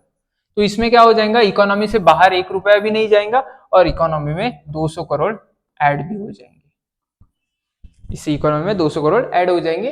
तो जो तुम्हें इकोनॉमी में डिमांड क्रिएट करनी थी, वो इस 200 करोड़ से डिमांड क्रिएट हो जाएगी, ठीक है। अब इसी को क्राउडिंग आउट इफेक्ट बोला जाता है, जो 200 करोड़ तुम्हारी इकोनॉमी से निकल जाती है, इसको ही क्राउडिंग आउट बोला जाता है। बट ये क्राउडिंग आउट अपन इस यूनिट के एकदम लास्ट पार्ट में देखने वाले, ठीक है। अब ये तो देख लिया कि पब्लिक एक्सपेंडिचर कैसे काम करता है। अब नेक्स्ट देखेंगे taxes as a instrument of fiscal policy. Taxes कैसे काम करता है सर, टैक्सेस का भी बहुत सिंपल है, बताओ कैसे। सर टैक्सेस क्या है ना, अगर आप टैक्सेस को बढ़ाओगे तो लोगों के हाथ में कम पैसा बचेगा, कम पैसा बचेगा तो वो कम डिमांड क्रिएट कर पाएंगे। Very good. फिर सर आप अगर कम टैक्सेस कलेक्ट करोगे तो लोगों के पास ज्यादा पैसा बचेगा खर्च करने के लिए, और ज्यादा पैसा खर्च करने के लिए बचेगा तो वो डिमांड को बढ़ा देंगे। ठीक है, हाँ ये चीज। Taxes serve as primary source of government revenue and critical tool for regulating economic stability. By adjusting tax rate and structure, government can influence aggregate demand and address inflationary and deflationary gap. ये तो अपन ने expansionary fiscal policy और contractionary fiscal policy में देखा था कि कैसे inflationary और deflationary gap को कंट्रोल किया जाता है। अब गवर्नमेंट टैक्सेस के लिए क्या करता है, जैसे अपन ने बूम और रिसेशन के केस में पब्लिक एक्सपेंडिचर की बात की थी, पब्लिक स्पेंडिंग की बात की थी या गवर्नमेंट स्पेंडिंग की बात की थी, वैसे अपन टैक्सेस की भी बात करते हैं। ठीक है, रिसेशन के टाइम पे या डिप्रेशन के टाइम पे गवर्नमेंट को क्या करना होता है सर, गवर्नमेंट को कंजम्पशन बढ़ाना होता है। कंजम्पशन यानी क्या, डिमांड बढ़ानी होती है इकोनॉमी की। ठीक है, इकोनॉमी की क्या बढ़ानी होती है, डिमांड। पर हम एक चीज समझ रहे हो क्या, हम डिमांड डिमांड की क्यों बात कर रहे हैं, समझना ये चीज शायद मुझे थोड़े पहले बतानी चाहिए थी। हम डिमांड बढ़ाने की बात करें और डिमांड घटाने की बात करें, क्यों, क्योंकि डिमांड बढ़ेगा तो जो सप्लायर्स है वो ज्यादा प्रोडक्शन करना चाहेंगे। डिमांड बढ़ने से वो प्रोडक्शन भी ज्यादा करना चाहेंगे। प्रोडक्शन करना है मतलब क्या सर, मतलब उन्हें नई फैक्ट्रीज बनानी है। अब नई फैक्ट्रीज में उन्हें लोगों को हायर भी करना पड़ेगा, जिसकी वजह से क्या हो जाएगा, इकोनॉमी में एम्प्लॉयमेंट जनरेट हो जाएगा। बिल्कुल सर, एम्प्लॉयमेंट जनरेट हो जाएगा। एम्प्लॉयमेंट जनरेट होगा तो इन लोगों के पास क्या आ जाएगा सर, लोगों के पास तो वेजेस आ जाएंगे। वेजेस को ही अपन क्या बोलेंगे, लोगों के पास इनकम आ जाएगा। ठीक है, ये लोगों के पास क्या आ जाएगा, इनकम आ जाएगा, मतलब लोगों की एक इनकम भी बढ़ जाएगी। तो डिमांड बढ़ने से क्या हो रहा है सर, डिमांड बढ़ने से हमें पता चला कि प्रोडक्शन भी बढ़ा, एम्प्लॉयमेंट भी बढ़ी और इनकम भी बढ़ा। ठीक है, तो ये सारी चीजें क्या होती है, ये सारी चीजें एक दूसरे से लिंक होती है, इसीलिए हम सबसे ज्यादा फोकस किस पे करते हैं, डिमांड पे। ठीक है, डिमांड बढ़ेगी, प्रोडक्शन बढ़ेगा तो नेशनल इनकम भी बढ़ेगा।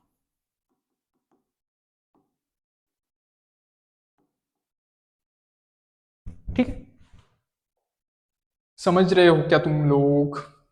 हाँ, अब बात करते हैं पॉलिसी एक्शंस की। गवर्नमेंट क्या करना चाहती है रिसेशन में, सर रिसेशन में गवर्नमेंट अपनी इकोनॉमी को ऊपर की तरफ खींचना चाहती है, तो इसके लिए क्या करेंगी, टैक्सेस को रिड्यूस कर देंगी।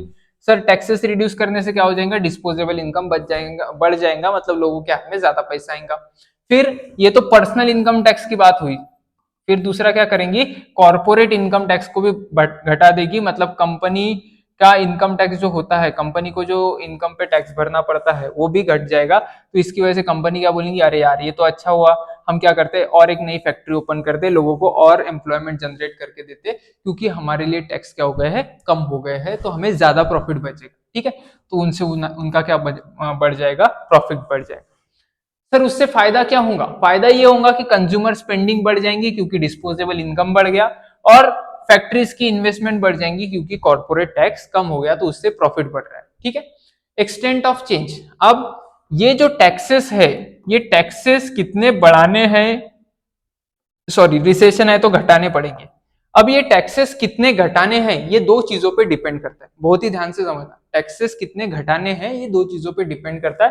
पहली चीज होती है कि तुम्हारे ऑप्टिमम लेवल से इकोनॉमी कितने नीचे आ गई है। सर इसी को तो रिसेशनरी गैप बोलते हैं। हाँ, तो रिसेशनरी गैप कितना है, जितना बड़ा रिसेशनरी गैप उतना ज्यादा टैक्सेस को कम करना पड़ेगा। जितना बड़ा रिसेशनरी गैप उतना ज्यादा टैक्सेस को कम करना पड़ेगा, क्योंकि करंट लेवल को उतना ही तुम्हें क्या करना पड़ेगा, बूस्ट करना पड़ेगा। दूसरी बात, मल्टीप्लायर इफेक्ट समझना। जितना ज्यादा मल्टीप्लायर इफेक्ट, मतलब सर 50 लाख का टैक्स कम करने से अगर 120 लाख की, ठीक है, 120 लाख की डिमांड बढ़ती है, ठीक है, 50 लाख का टैक्स कम करने से 120 लाख की डिमांड अगर बढ़ती है, तो क्या हो गया 1.2, ठीक है, 1.2 नहीं 2.2 के आसपास का मल्टीप्लायर इफेक्ट हो गया। ये मल्टीप्लायर इफेक्ट मैथमेटिक्स में मैंने कैलकुलेट किया 50:120 करके। तो जितना ज्यादा मल्टीप्लायर इफेक्ट होगा उतने ही कम टैक्सेस तुम्हें बढ़ाने पड़ेंगे, ठीक है, क्योंकि वो क्या हो जाएगा, थोड़ा सा चेंज करने से इकोनॉमी में डोमिनो इफेक्ट चला जाएगा। अब जितना बड़ा डोमिनो इफेक्ट उतना तुम्हें क्या करने पड़ेंगे, टैक्सेस कम चेंज करने पड़ेंगे। तो ये रिसेशनरी गैप के डायरेक्टली प्रोपोर्शनल रहता है, जितना बड़ा रिसेशनरी गैप उतना ज्यादा टैक्सेस कम करने पड़ेंगे, और मल्टीप्लायर इफेक्ट के इनवर्स प्रोपोर्शनल ये रहता है, ठीक है। इनवर्स प्रोपोर्शनल यानी कि जितना ज्यादा मल्टीप्लायर इफेक्ट होगा उतने ही कम टैक्सेस को रिड्यूस करना पड़ेगा, ठीक है। ये चीज समझना बहुत इंपॉर्टेंट है, ये सेंटेंस बहुत इंपॉर्टेंट है, हाईलाइट कर लो इसे, हाईलाइट कर लो। अब इन्फ्लेशन में क्या करेंगे, इन्फ्लेशन यानी बेसिकली बूम के फेज में क्या करेंगे सर, एकदम इजी है। बूम के फेज में अपने को लगाम लगानी पड़ती है, जो दो चीजें चल रही है उस पर, तो हम क्या करेंगे, हाँ, जो एक्सेस स्पेंडिंग हो रही है, एक्सेसिव डिमांड है, उसको कम करना पड़ता है, तो हम टैक्सेस बढ़ा देंगे। कौन से टैक्सेस बढ़ाओगे रे सर, दोनों टैक्सेस बढ़ाएंगे। कौन कौन से, एक तो सर कॉर्पोरेट टैक्स भी बढ़ा देंगे और पर्सनल इनकम टैक्स भी बढ़ा देंगे, यानी पर्सनल टैक्सेस भी बढ़ा देंगे, ठीक है। कोई भी सोचेंगे नहीं सर, टैक्सेस बढ़ा देंगे डायरेक्टली। पहले तो जो एग्जिस्टिंग टैक्सेस चल रहे वो टैक्सेस का जो अमाउंट है वो ज्यादा कर देंगे, मतलब जहां पे पहले 20% टैक्स कलेक्ट कर रहे थे अभी वहां पे 25% टैक्स कलेक्ट कर देंगे। और दूसरी बात क्या करेंगे, और अगर इकोनॉमी कंट्रोल में नहीं आ रही तो नए नए टैक्सेस लगा देंगे सर, ठीक है, नए नए टैक्सेस लगा देंगे। इससे क्या हो जाएगा, एक्सेसिव टैक्सेशन होने से इकोनॉमी की स्पेंडिंग कम हो जाएगी, यानी डिमांड कम हो जाएगी। बट इसका निगेटिव इफेक्ट होता है। निगेटिव इफेक्ट क्या होता है समझना, एक्सेसिव टैक्सेशन में discourage investment and stifle economic growth. तुम अगर कॉर्पोरेट टैक्स बहुत ज्यादा कर दोगे तो कंपनीज तुम्हारे कंट्री में इन्वेस्ट नहीं करेगी, और तुम्हारे कंट्री में अगर इन्वेस्टमेंट नहीं होगी तो उससे तुम्हारी इकोनॉमिक ग्रोथ हैम्पर हो जाएगी। तो ये चीज समझ लेना है कि तुम्हारे इन्फ्लेशन को कंट्रोल करने के चक्कर में कभी भी तुम्हारे इकोनॉमिक ग्रोथ को डिस्करेज नहीं करना है, कभी भी कॉर्पोरेट्स को डिस्करेज नहीं करना है कि वो फर्दर इन्वेस्टमेंट करे ही ना। तो तुम्हें टैक्सेस बढ़ाने हैं तो बहुत ही कम लेवल पे बढ़ाने हैं, ठीक है। चलो ये देख लिया अपन ने। अब public debt as a instrument of fiscal policy, public debt की बात करेंगे। पब्लिक डेट यानी सर गवर्नमेंट जो लोन लेता है उसकी बात करेंगे, उसको कैसे यूज किया जाता है। Public debt plays vital role in addressing inflation and deflation. हाँ सर, पब्लिक डेट से इन्फ्लेशन डिफ्लेशन भी कंट्रोल होता है through controlled borrowing and repayment strategies, ठीक है। कैसे होता है अपन देखेंगे, बट पहले देख लेते हैं कि पब्लिक डेट के कितने कितने टाइप्स होते हैं। सबसे पहला होता है इंटरनल डेट। इंटरनल डेट यानी जिस इकोनॉमी की गवर्नमेंट है, अगर गवर्नमेंट अपने बॉर्डर के अंदर के लोगों से ही पैसा ले रही है तो उसको इंटरनल डेट बोला जाता है। जैसे गवर्नमेंट सिक्योरिटीज अगर इंडिया के लोगों को ही बेची जा रही है, ठीक है, या सोवरेन गोल्ड बॉन्ड्स, जो गोल्ड बॉन्ड्स होते हैं वो अगर इंडिया के लोगों को ही बेचे जा रहे हैं तो उसको इंटरनल डेट बोला जाता है। एक्सटर्नल डेट क्या होता है, जो बाहर के सोर्सेज से आता है, यानी फॉरेन सोर्सेज से आता है या मल्टीलैटरल एजेंसी। जैसे मान लो इंडिया ने लोन लिया इंटरनेशनल मॉनेटरी फंड से, तो इंटरनेशनल मॉनेटरी फंड तो बाहर से आता है, बाहर आता है हमारे कंट्री के, तो ये क्या हो जाएगा, एक्सटर्नल डेट हो जाएगा। या किसी फॉरेन गवर्नमेंट से, मान लो यूएस गवर्नमेंट से लोन ले लिया है तो वो भी कौन सा हो जाएगा, फॉरेन सोर्स हो जाएगा, वो एक्सटर्नल डेट हो जाएगा, ठीक है। अब लोन्स क्या क्या होते हैं और उसका इंपैक्ट कैसे होता है हम समझते हैं। तो हम देख रहे थे इंटरनल और एक्सटर्नल डेट के बारे में। डेट और डेट के दो टाइप, एक तो होता है इंटरनल और दूसरा एक्सटर्नल। इंटरनल डेट यानी ऐसा डेट जो कंट्री के अंदर से लिया जाता है, विद इन द कंट्री। और एक्सटर्नल डेट के कहाँ से उठाया जाता है, आउटसाइड द कंट्री। हम इकोनॉमी भी बोल सकते हैं, ठीक है। अब ये जो within the country debt है ये फर्दर डिवाइड होता है दो कैटेगरीज में। एक रहता है मार्केटेबल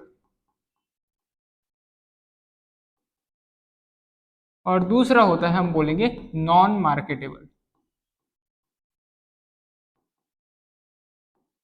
या फिर बोलेंगे सेविंग्स, ठीक है। तो ये दो टाइप का जो डेट होता है, इंटरनल डेट दो टाइप में डिवाइड होता है। मार्केटेबल डेट यानी क्या, मार्केटेबल डेट समझो, गवर्नमेंट इस केस में जाती है मनी मार्केट में। कहाँ पे जाएगी? Money market.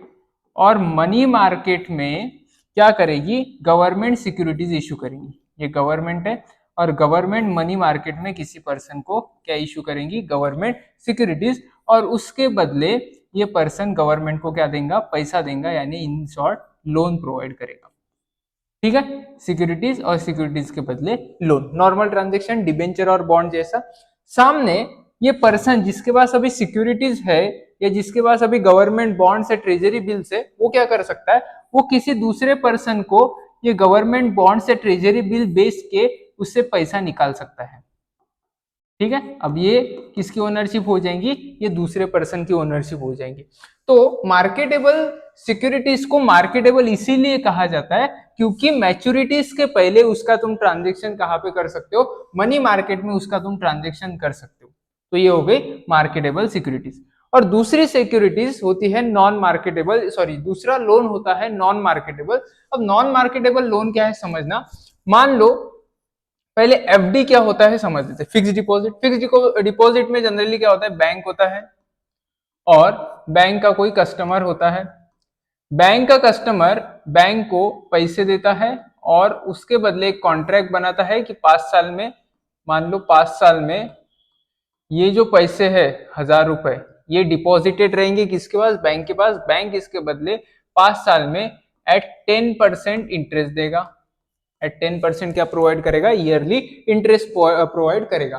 तो ये जो एग्रीमेंट है, ये एग्रीमेंट कितने साल तक चलता है? ऑब्वियस सी बात है, कहां तक चलेगा? 5 साल तक चलेगा। और यहाँ पे ये जो एफडी का सर्टिफिकेट इस पर्सन को मिल जाता है, क्या इस एफडी का सर्टिफिकेट वो पर्सन किसी दूसरे पर्सन को बेच सकता है? बिल्कुल नहीं बेच सकता, क्योंकि जो एफडी बनाई है उस पे बैंक ने उस पर्सन का, फर्स्ट पर्सन का नाम लिखा है, वो सेकंड पर्सन को नहीं बेच सकता। तो एफडी मार्केटेबल इंस्ट्रूमेंट नहीं है।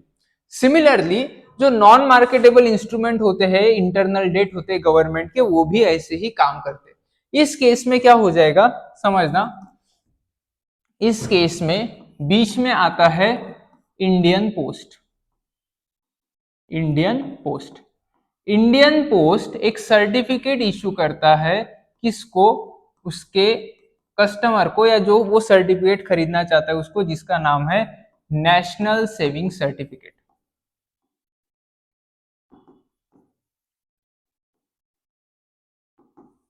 National saving certificate.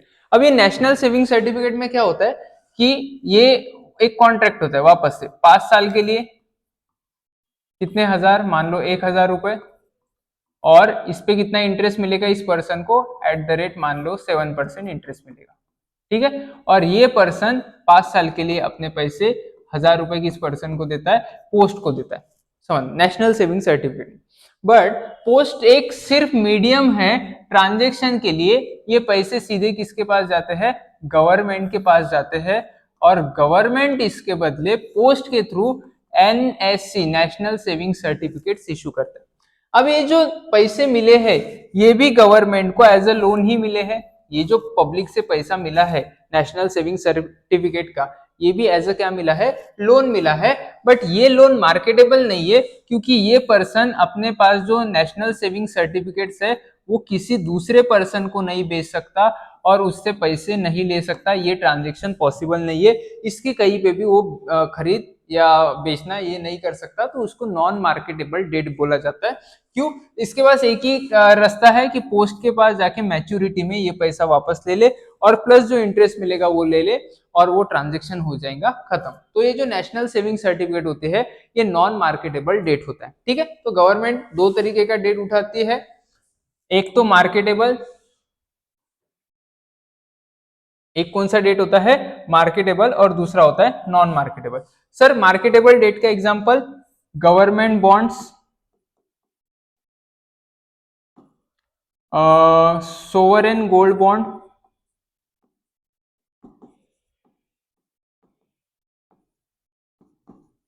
Sovereign gold bonds, treasury bills, T bills, ये सभी क्या है? ये सभी मार्केटेबल लोन है, मार्केटेबल इंटरनल डेट है गवर्नमेंट जो मनी मार्केट में बेचती है। ठीक है। नॉन मार्केटेबल का तो एग्जांपल अपन ने देख लिया, वो क्या है, नेशनल सेविंग सर्टिफिकेट। अब वापस आते हैं अपने नोट्स के ऊपर।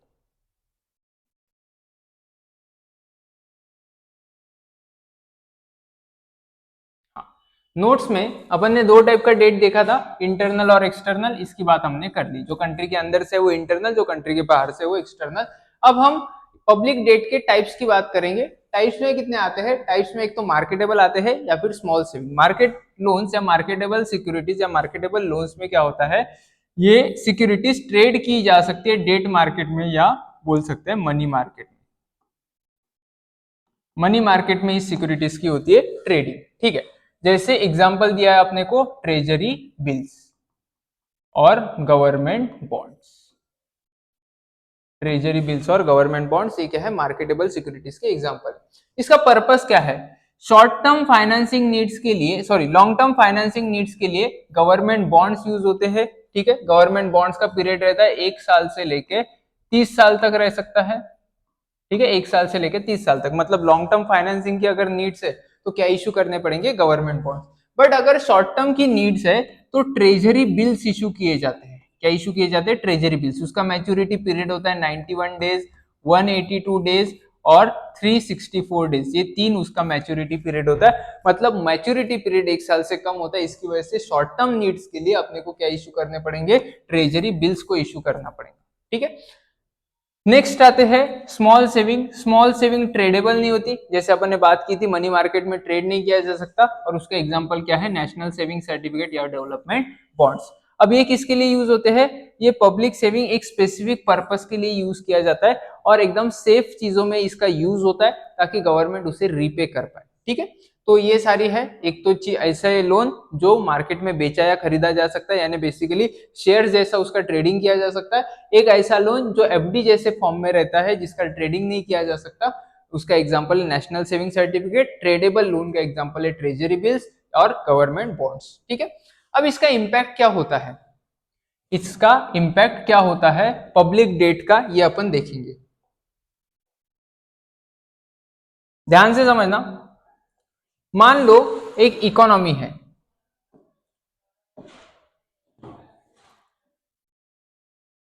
एक इकोनॉमी है। इकोनॉमी में बहुत सारे लोग रहते हैं,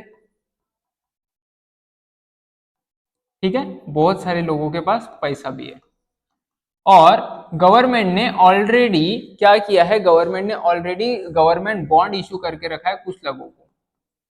गवर्नमेंट बॉन्ड्स इशू करके रखे हैं, मान लो 50 करोड़ के, ठीक है। गवर्नमेंट हमेशा इकोनॉमी के बाहर आता है, यानी गवर्नमेंट हमेशा मार्केट के बाहर आता है, ठीक है। अब समझना कि अगर गवर्नमेंट ने बोला कि हमारी इकोनॉमी बहुत ही ऊपर जा रही है, अपने को इकोनॉमी को नीचे लाना है, ठीक है, ओवर हीटिंग हो गया है इकोनॉमी में, अपने को इकोनॉमी को नीचे लाना है। मान लो ये बूम का फेज होगा, ठीक है। बूम के फेज में ओवर हीटिंग होती है, इन्फ्लेशन ज्यादा होता है, उस इन्फ्लेशन को कंट्रोलेबल लेवल पे लाना पड़ता है। तो इस केस में गवर्नमेंट को पता है कि इकोनॉमी में डिमांड फिलहाल बढ़ी हुई है, अब इस डिमांड को कम करना है। अब डिमांड को कम कैसे करेंगे? तो गवर्नमेंट क्या करती है? बहुत ही शातिर तरीके से मनी मार्केट में नए गवर्नमेंट बॉन्ड्स इशू करती है या ट्रेजरी बिल्स इशू करती है। गवर्नमेंट बॉन्ड्स या ट्रेजरी बिल्स, और उस पे बहुत ही अट्रैक्टिव इंटरेस्ट रेट प्रोवाइड करते हैं, जिससे क्या है, लोग उस अट्रैक्टिव इंटरेस्ट रेट को अवेल करने के लिए गवर्नमेंट बॉन्ड्स खरीद लेते हैं। अब जब गवर्नमेंट बॉन्ड्स खरीदते हैं तो उनके हाथ में जो पैसा होता है वो किसके पास चला जाता है? गवर्नमेंट के पास चला जाता है। अब उनके हाथ का पैसा अगर गवर्नमेंट के पास चला जाएगा और उनके हाथ में गवर्नमेंट बॉन्ड्स या ट्रेजरी बिल्स आ जाएगा, तो इवेंचुअली क्या हो जाएगा सर? इवेंचुअली मनी या डिस्पोजेबल इनकम कम होने से मार्केट में क्या कम हो जाएंगी? मार्केट में डिमांड कम हो जाएंगी, क्योंकि उनके पास, लोगों के पास पैसा ही नहीं बचेगा कि एक्स्ट्रा डिमांड क्रिएट करे या कोई चीज का कंज्यूम करे, क्योंकि कंजम्पशन के लिए जो पैसा था वो किसने ले लिया है? गवर्नमेंट ने ले लिया। गवर्नमेंट कभी जबरदस्ती नहीं करती कि तुम ये गवर्नमेंट बॉन्ड्स खरीदो वगैरह, बट गवर्नमेंट इस पे अट्रैक्टिव इंटरेस्ट रेट देती है, जिससे ये लोग, बहुत सारे लोग क्या होता है, गवर्नमेंट बॉन्ड्स खरीद लेते हैं, ठीक है। जिससे इकोनॉमी में पैसा निकल जाता है, गवर्नमेंट के पास चले जाता है, और जब पैसे का लेवल कम हो जाता है तो डिमांड अपने आप क्या हो जाएगी? कम हो जाएगी, ठीक है। अब इसका अपोजिट केस देखेंगे। अपोजिट केस क्या है? वापस एक इकोनॉमी है, वापस इकोनॉमी में लोगों के पास थोड़ा कम पैसा है इस केस में, ठीक है, मान लो लोगों के पास थोड़ा कम पैसा है, इसके पास है, इसके पास कुछ नहीं है, इसके पास है, और वही सिनेरियो गवर्नमेंट बॉन्ड्स इशू किए हैं 50 करोड़ के, ऑलरेडी इशू करके रखे हैं गवर्नमेंट ने, पहले कभी इशू करके रखे होंगे, वो चलते जा रहे हैं क्योंकि लॉन्ग टर्म इंस्ट्रूमेंट है और हमेशा गवर्नमेंट टाइम टू टाइम इस गवर्नमेंट सिक्योरिटीज को इशू करते रहता है। अब गवर्नमेंट ने क्या देखा, गवर्नमेंट ने देखा कि इकोनॉमी रिसेशन में जा रही है और इकोनॉमी को रिसेशन से बाहर लाना बहुत जरूरी है, मतलब डिमांड को बढ़ाना जरूरी है। तो गवर्नमेंट क्या करता है समझना, गवर्नमेंट बॉन्ड्स का रीपर्चेसिंग और ये करता है, रीपर्चेसिंग स्टार्ट करता है। रीपर्चेसिंग स्टार्ट होगा तो क्या होगा, गवर्नमेंट लोगों के पास यानी पब्लिक के पास जो गवर्नमेंट बॉन्ड्स है वो गवर्नमेंट वापस खरीद लेंगी, और वापस खरीदेंगी तो उनके पास वो गवर्नमेंट बॉन्ड्स की जो वैल्यू है वो वैल्यू उनके जेब में दे देंगी। उससे क्या हो जाएगा सर, उससे ये हो जाएगा कि लोग अपने गवर्नमेंट सिक्योरिटीज बेच के उससे आप पैसा बना लेंगे, तो लोगों के हाथ में बहुत ज्यादा पैसा आ जाएगा। अब मनी आ जाएगा, मुझे बताओ मनी आ जाएगा तो वो क्या करेंगे, कंजम्पशन करेंगे, और कंजम्पशन करेंगे तो मार्केट में क्या क्रिएट हो जाएगी, डिमांड क्रिएट हो जाएगी, और डिमांड क्रिएट हो जाएंगी तो इकोनॉमी ऊपर की तरफ बढ़ना स्टार्ट हो जाएंगी। तो ये क्या है, गवर्नमेंट ने क्या किया, गवर्नमेंट ने आइदर डेट इशू किया, यहां पे क्या किया, डेट इशू किया, और यहां पे डेट रीपे किया। और ये डेट इशू करने से क्या हुआ सर, डेट इशू करने से डिमांड कम हो गई इकोनॉमी की क्योंकि लोगों के पास से पैसा निकल गया, और डेट रीपे करने से क्या हो गया, डिमांड बढ़ गई इकोनॉमी में क्योंकि लोगों के पास क्या आ गया, पैसा आ गया। यही क्रक्स बनता है पब्लिक डेट का या गवर्नमेंट लोन का, कि वो गवर्नमेंट के या जो इकोनॉमिक एक्टिविटीज है वो इकोनॉमिक एक्टिविटीज को क्या कर सकती है, कंट्रोल कर सकती है। ठीक है, वापस आते हैं, वही अपने को नोट्स में दिया होगा, जाहिर सी बात है। अब इंपैक्ट ऑफ डेट, सबसे पहले अगर बोरोइंग करेंगे मतलब लोगों से पैसा लेंगे तो एग्रीगेट डिमांड क्या हो जाएगी, कम हो जाएंगी। सर कैसे, अभी तो देखा था बेटा कैसे, कि लोगों से गवर्नमेंट बोरोइंग करेगी मतलब लोगों से पैसा उधार लेंगे और उनके बदले उसको क्या दे देंगी, गवर्नमेंट सिक्योरिटीज दे देंगी, तो इसके जेब से पैसा चला जाएगा। दूसरे केस में रिपेमेंट के केस में क्या हो जाएंगे, एग्रीगेट डिमांड स्टिमुलेट हो जाएंगी, क्यों, क्योंकि गवर्नमेंट परचेस कर लेगी उनके पास की गवर्नमेंट सिक्योरिटीज, और उसके बदले लोगों के पास क्या दे देंगी, लोगों के हाथ में पैसा दे देंगी, पैसा दे देंगी तो अपने आप क्या हो जाएंगी, गवर्नमेंट जो डिमांड है वो डिमांड बढ़ जाएगी। ठीक है, तो ये था गवर्नमेंट डेट के बारे में, बहुत ही इजी है ये टॉपिक, ज्यादा कुछ नहीं है, बस डेट के टाइप्स, फिर वो कहाँ कहाँ पे यूज होते हैं, और वो फिर इकोनॉमी को कैसे कंट्रोल करते, ये चीज याद रखनी। अब लास्ट है budget as a instrument of fiscal policy, budget को कैसे यूज किया जाता है। बट पहले अपन देखेंगे कि बजट क्या होता है और बजट कितने कितने टाइप के होते हैं। सबसे पहले government budget reflects revenue and expenditure and serves as a powerful tool for influencing aggregate demand. ठीक है, एग्रीगेट डिमांड को कंट्रोल करने के लिए बजट का बहुत ज्यादा रोल होता है। अपन देखेंगे कैसे। बजट कब स्टार्ट होता है सर, फाइनेंशियल ईयर स्टार्ट होने के 1 मंथ बिफोर बजट इशू किया जाता है और बजट डिक्लेयर किया जाता है। उसमें किसकी बात होती है सर, जाहिर सी बात है जो पब्लिक फिस्कल पॉलिसीज में बात की जाएंगी वो सारी बात बजट में की जाएंगी। तो इसमें रेवेन्यू की बात की जाती है यानी टैक्सेशन की बात की जाती है, इसमें एक्सपेंडिचर की बात की जाती है, और इसमें लोन की बात की जाती है।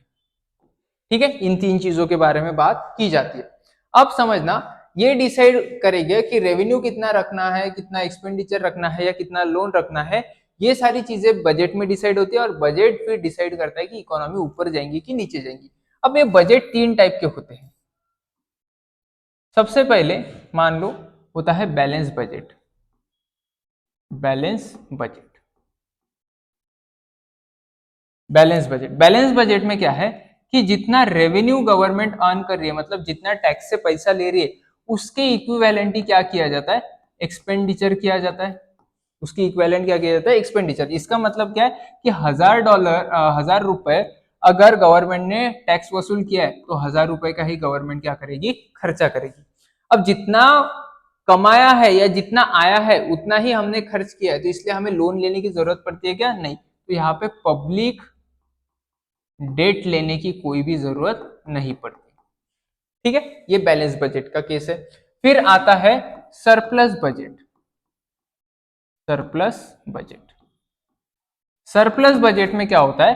सरप्लस बजट में गवर्नमेंट लोगों से ज्यादा टैक्स वसूलती है, मतलब गवर्नमेंट का रेवेन्यू ज्यादा रहता है और गवर्नमेंट का एक्सपेंडिचर कम रहता है एज कंपेयर टू रेवेन्यू। मतलब गवर्नमेंट ने मान लो 1200 रुपए कमाए पर सिर्फ 1000 रुपए इकोनॉमी पे खर्च किए, तो इस केस में गवर्नमेंट के पास कितने बच जाएंगे? सर गवर्नमेंट 200 रुपए बच जाएंगे गवर्नमेंट के पास। तो गवर्नमेंट इस 200 का क्या करेगा? सर गवर्नमेंट ने पहले जो कर्जा लिया है वो कर्जे का रीपेमेंट करने के लिए इस पैसे को यूज किया जाएगा, तो इस केस में होगा public debt repayment.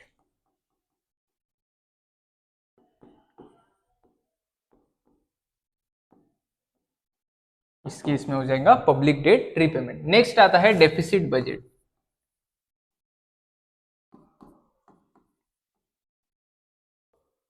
Deficit budget, deficit budget में क्या होता है?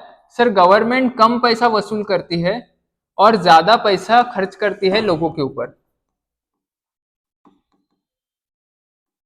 लोगों के ऊपर ज्यादा पैसा खर्च करती है। तो मान लो गवर्नमेंट ने टैक्स वसूला है 1000 रुपए का और लोगों पे खर्चा किया है 1500 रुपए का, तो खर्चा कितना एक्स्ट्रा किया है? जाहिर सी बात है सर, एक्स्ट्रा 500 रुपए खर्च किए हैं।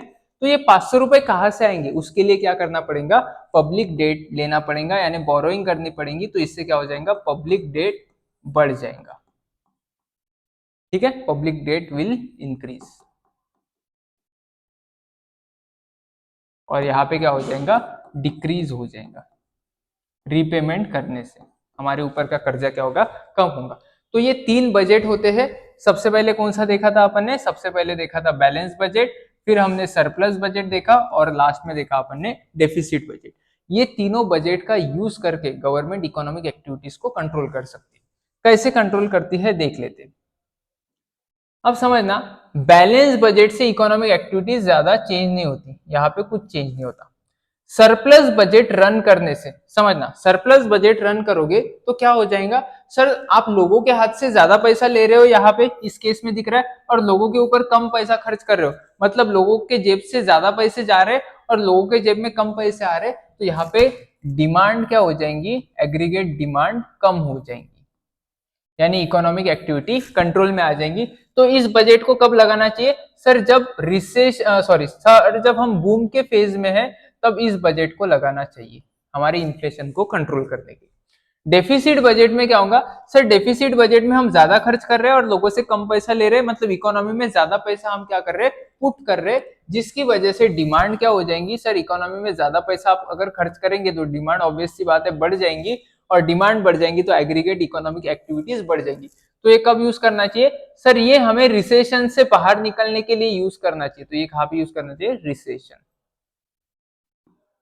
ठीक है, तो हमें अगर बूम के फेज को कंट्रोल करना है तो सरप्लस बजट लगाना पड़ेगा, और अगर हमें रिसेशन के फेज से बाहर निकलना है तो हमें डेफिसिट बजट लगाना पड़ेगा, जिससे क्या हो जाएगा? एग्रीगेट डिमांड बढ़ जाएगी। ठीक है, तो ये बजट एक टूल है जिसकी वजह से हम क्या कर सकते हैं? वापस इकोनॉमी के साइकिल्स के हिसाब से उसको कंट्रोल कर सकते हैं, मैनेज कर सकते हैं। चलो, तो हम देख रहे थे बजट के टाइप्स। 3 टाइप के बजट देखे अपन ने, बैलेंस बजट, सरप्लस बजट और डेफिसिट बजट। बैलेंस बजट में क्या देखा था कि रेवेन्यू और एक्सपेंडिचर सेम होता है, तो उसमें कोई इफेक्ट नहीं होता, इंजेक्शंस नहीं होते और लीकेजेस नहीं होते। सर इंजेक्शंस और लीकेजेस क्या होते हैं? पढ़ेंगे, एक मिनट। ठीक है, सरप्लस बजट में क्या होता है? सर सरप्लस बजट में रेवेन्यू ज्यादा होता है और एक्सपेंडिचर कम होता है। अब हमेशा गवर्नमेंट को इकोनॉमी के बाहर का या मार्केट के बाहर का कंसीडर करना। गवर्नमेंट तुमसे ज्यादा रेवेन्यू वसूल कर रही है, मतलब गवर्नमेंट के पास अगर ज्यादा पैसा आ रहा है तो ज्यादा पैसा मार्केट से बाहर निकल रहा है, और गवर्नमेंट तुम पे कम पैसा खर्च कर रही है तो कम पैसा मार्केट के अंदर आ रहा है। तो अगर इसका नेट देखे तो तुम्हारे मार्केट से कितना पैसा चला गया? सर 200 रुपए मार्केट में से चला गया, तो उसको बोला जाता है लीकेजेस। उसको क्या बोला जाता है? लीकेजेस। लीकेजेस यानी मार्केट से या इकोनॉमी से पैसा बाहर निकल जाना, और या फिर वो कहीं पे जा सकता है, गवर्नमेंट के पास जा सकता है। ठीक है, तो ये हो गया लीकेजेस। लीकेजेस का ये जो पैसा है, ये जो गवर्नमेंट के पास आ गया है 200 रुपए, गवर्नमेंट इसको डेट रीपेमेंट के लिए लगा सकती है, डेट रीपे। ठीक है, ये हो गया। नेक्स्ट डेफिसिट बजट में सर एक्सपेंडिचर ज्यादा होता है और रेवेन्यू कम होता है, जिससे क्या होता है, इंजेक्शंस होता है। अब यहाँ पे उल्टा होता है, हमेशा इकोनॉमी को और गवर्नमेंट को सेपरेट सेपरेट कंसीडर करना। गवर्नमेंट बाहर आती है और गवर्नमेंट क्या करती है, लोगों के ऊपर ज्यादा पैसा खर्च करती है, यहाँ पे 1500 अपन ने देखा था, और गवर्नमेंट से लोगों से कम पैसा वसूल करती है। तो इसी वजह से क्या हो जाता है, इसकी वजह से इकोनॉमी में नेट पैसा ज्यादा आ जाता है, यानी नेट इनफ्लो ऑफ कैपिटल या मनी ज्यादा हो जाता है। अब लोगों के पास ज्यादा पैसा आएगा तो इसी को क्या बोला जाता है, इंजेक्शन, कि हमने मार्केट में पैसा इंजेक्ट किया। किसने इंजेक्ट किया, गवर्नमेंट ने इंजेक्ट किया, ऐसा बोला जाता है। तो डेफिसिट बजट में इंजेक्शन होता है और सरप्लस बजट में हमेशा लीकेजेस होते हैं, ये चीज याद रखना, ठीक है। अब next topic, fiscal policy for long run economic growth. Long run अगर इकोनॉमिक ग्रोथ पे ध्यान रखना है तो फिस्कल पॉलिसीज को कैसे यूज किया जा सकता है। Fiscal policy not only stabilises economy in short run but also foster long run economic growth by influencing aggregate supply and enhancing productivity. क्या बोल रहे हैं, ये बोल रहे हैं कि देखो शॉर्ट टर्म में साइकिल को मैनेज तो करता ही है, प्लस लॉन्ग रन में अगर तुम्हें ग्रोथ करनी है, इकोनॉमिक ग्रोथ, तो उसको भी करने में ये मदद करता है। क्या, फिस्कल पॉलिसीज की कंट्रीब्यूशंस टू लॉन्ग रन, कहां पे कंट्रीब्यूशन। सबसे पहला, infrastructure spending. Government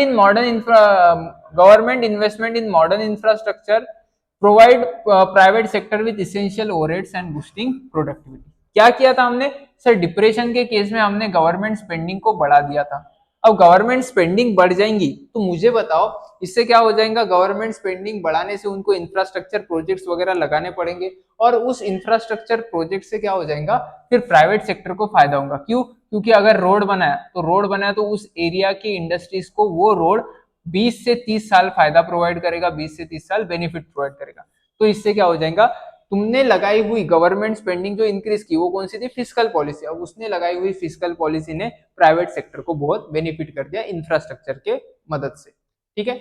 public goods provision, spending on education, health care, research and development fosters human capital formation which increases productivity of physical capital. तुमने government spending बढ़ाने के चक्कर में और इकोनॉमी को रिसेशन से बाहर निकालने के चक्कर में बहुत सारे स्कूल्स बना दिए पब्लिक प्रोजेक्ट के नाम पे, फिर हॉस्पिटल्स बना दिए, ठीक है। तो इससे क्या हो जाएगा, इससे स्टैंडर्ड ऑफ लिविंग बढ़ जाएगा, किसका, लोगों का, उस इकोनॉमी के लोगों का स्टैंडर्ड ऑफ लिविंग बढ़ जाएगा, जिससे क्या हो जाएगा, वो फिर एक ह्यूमन कैपिटल बनेंगे, मतलब लैंड लेबर कैपिटल एंटरप्रेन्योर। तो उसमें का लेबर नाम का जो फैक्टर ऑफ प्रोडक्शन है वो सिग्निफिकेंटली क्या हो जाएगा, राइज हो जाएगा, उसमें स्किल वगैरह बहुत ज्यादा आ जाएंगी, जो इकोनॉमी में आउटपुट प्रोवाइड करने में या आउटपुट को ग्रो करने में मदद करेगा, ठीक है।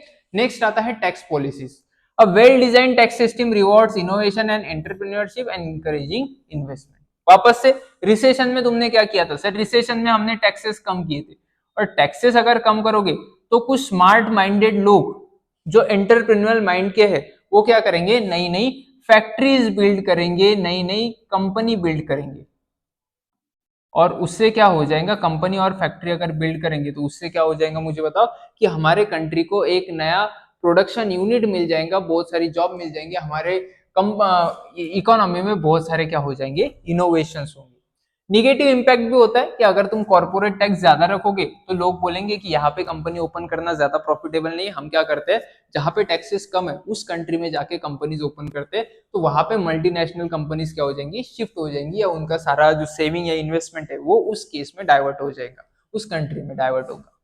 Discourage saving, investment and economic activity, ये सारी इकोनॉमिक एक्टिविटी को खत्म कर देगा। करेक्टिंग मार्केट फेलियर्स, हमने देखा था मार्केट फेलियर क्या होता है सर, मार्केट फेलियर वो चीज है जहां पे हम ऑप्टिमम लेवल पे प्रोडक्शन नहीं कर रहे। अगर हम ऑप्टिमम लेवल पे प्रोडक्शन नहीं कर रहे या ऑप्टिमम लेवल पे हमारे प्रोडक्ट की डिमांड नहीं है तो हम उसको बोलते हैं मार्केट फेलियर। अब ये जो मार्केट फेलियर है, ये मार्केट फेलियर टैक्सेस या सब्सिडीज से करेक्ट किया जा सकता है, ये अपन ने इसके पहले यूनिट्स में, ठीक है, मार्केट फेलियर नाम के यूनिट में देखा था, ठीक है। तो फिस्कल पॉलिसीज क्या करती है, फिस्कल पॉलिसीज में सब्सिडीज और टैक्सेस दिए जाते हैं, एक इसका हिस्सा बनती है, ये पब्लिक रेवेन्यू नाम के कंपोनेंट का हिस्सा बनती है, पब्लिक रेवेन्यू, ठीक है, उसमें ही टैक्सेस दिए जाते हैं और उसमें ही सब्सिडीज दी जाती है, और उससे क्या होती है, कभी कभी एक्सटर्नलिटीज कम होती है। इन्वायरमेंटल टैक्सेस से क्या होता है, हार्मफुल एक्टिविटीज रुक जाती है, तो वापस मार्केट फेलियर रुक जाता है, एक्सटर्नलिटीज नहीं होती। सब्सिडीज टू प्रोड्यूसर, अगर फार्मर्स को और इंडस्ट्रीज को सब्सिडी दे दी तो जो पब्लिक जो गुड्स है, जो मेरिट गुड्स है, जो बहुत लोगों को बेनिफिशियल रहते हैं, उस मेरिट गुड्स का प्रोडक्शन ज्यादा होगा किससे, सब्सिडीज देने से। ठीक है, तो ये भी अपन ने देख लिया। Next, fiscal policy for reducing inequalities for of income and wealth. अब वेल्थ एंड इनकम इनइक्वालिटी क्या होती है सर, हमारे सोसाइटी का टॉप क्लास ले लीजिए और बॉटम क्लास ले लीजिए। मान लो टॉप 5% लोग ले ले और बॉटम के 20% लोग ले लेंगे। अब इनके एवरेज इनकम में गैप कितना है वो चेक करें, इनकम में। ठीक है, गैप तो रहेगा, ये 100%, तुम किसी भी इकोनॉमी में जाओ तुम्हें गैप मिलेगा। बट अगर वो गैप बहुत ज्यादा है तो हम इस केस में बोलते हैं कि इनइक्वालिटीज एग्जिस्ट करती है। और वो गैप अगर एक नॉर्मल लेवल पे है तो हम क्या कहते हैं कि income and wealth equalities maintain की जाती है। ठीक है, अब ये इनइक्वालिटीज को खत्म करने के लिए और इक्वालिटीज को इस्टेब्लिश करने के लिए गवर्नमेंट एक फंक्शन करती है जो अपन ने देखा था, जिसका नाम था redistribution function. Redistribution function, redistribution function में क्या किया जाता है सर, इतना भी हमें याद नहीं किया। रीडिस्ट्रीब्यूशन फंक्शन में प्रोग्रेसिव टैक्सेशन से लोगों से टैक्स वसूला जाता है, अमीर लोगों से, और वो किसको दिया जाता है, वो सब्सिडीज की मदद से या फिर एक्सपेंडिचर की मदद से गरीबों को दिया जाता है। तो अमीरों का पैसा कहाँ पे ट्रांसफर किया जाता है सर, गरीबों में ट्रांसफर किया जाता है। इसी को बोला जाता है रीडिस्ट्रीब्यूशन फंक्शन। अब ये जो रीडिस्ट्रीब्यूशन फंक्शन है, ये रीडिस्ट्रीब्यूशन फंक्शन तुम फिस्कल पॉलिसीज के थ्रू परफॉर्म कर सकते हो। क्यों? क्योंकि टैक्सेस का हिस्सा कहाँ पे आता है सर, टैक्सेस का हिस्सा पब्लिक रेवेन्यू में आता है। तो पब्लिक रेवेन्यू किस में आता है, पब्लिक रेवेन्यू फिस्कल पॉलिसीज में आता है।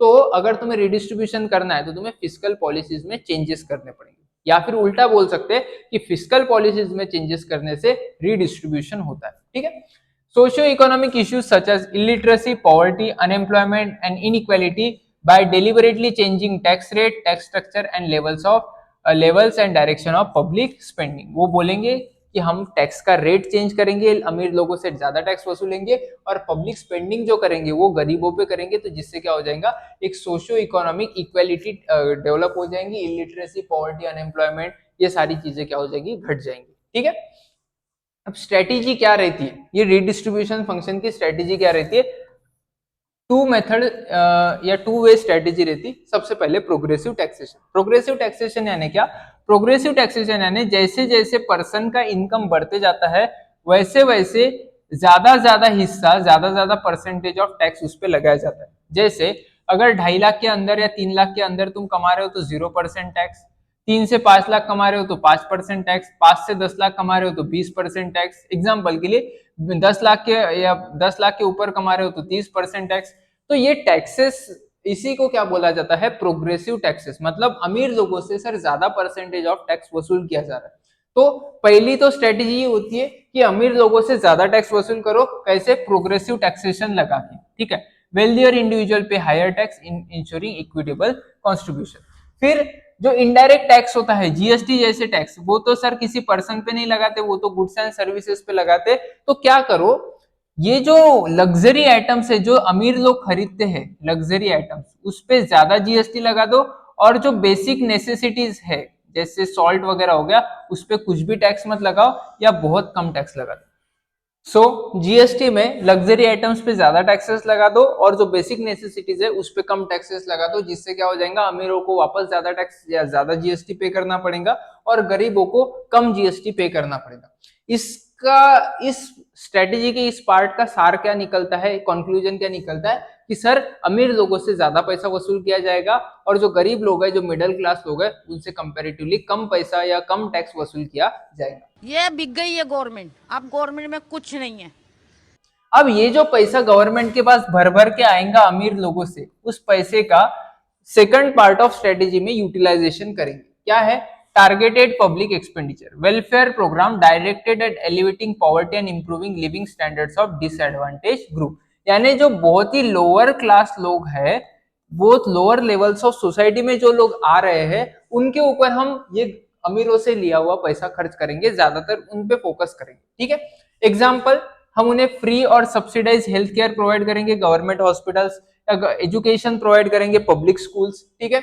इसेंशियल कमोडिटीज की प्राइस कम कर देंगे। इसेंशियल कमोडिटीज यानी हम बात करते हैं ग्रेन्स वगैरह, ये सारी कमोडिटीज क्या है, इसेंशियल कमोडिटीज। तो उसको पब्लिक डिस्ट्रीब्यूशन सिस्टम में 2 रुपए पर केजी या 3 रुपए पर केजी में बेचेंगे, ठीक है। फिर सिलेक्टिव इंफ्रास्ट्रक्चर डेवलपमेंट, जो एरिया बहुत ही बैकवर्ड है उस एरिया में ज्यादा रोड्स बनाएंगे, उस एरिया में पानी की टंकी बनाएंगे, तो ये क्या हो गया, selective infrastructure development. And focus on rural areas and under privileged communities, ऐसे लोगों पे फोकस करेंगे जो कहीं ना कहीं समाज से या सोसाइटी से पीछे रह गए हैं, और ऐसे एरियाज पे फोकस करेंगे जो कहीं ना कहीं बाकी के एरिया के हिसाब से बहुत पीछे रह गया है, ठीक है। तो ये है 2 वे स्ट्रेटेजी, जिससे क्या कर सकते हैं अपन, रीडिस्ट्रीब्यूशन कर सकते हैं या रीडिस्ट्रीब्यूशन फंक्शन परफॉर्म कर सकते हैं, जिससे इकोनॉमिक इनइक्वालिटी क्या हो जाएंगी, कम हो जाएंगी। नेक्स्ट, सोशल सिक्योरिटी मेजर्स, जो पैसा हमें आता है या गवर्नमेंट को आता है, गवर्नमेंट वो पैसा पेंशन देने के लिए या अनएम्प्लॉयमेंट को कम करने के लिए, ठीक है, और बाकी सारे रिलीफ प्रोवाइड करने के लिए यूज करता है, जिससे क्या होता है, लोगों को एक minimum standard of living maintain करने में मदद की जाती है, ठीक है।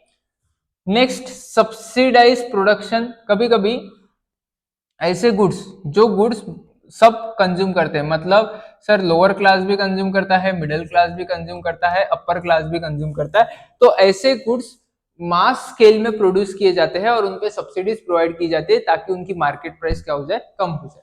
Next, human capital strengthening, employment training या skill development programmes government provide करती है उस पैसों से जो अमीरों से वसूल किया जाता है, और फिर उससे क्या होगा, उससे तुम्हारा ह्यूमन रिसोर्स कंट्री का बहुत स्ट्रांग हो जाएगा, बहुत स्किलफुल हो जाएगा।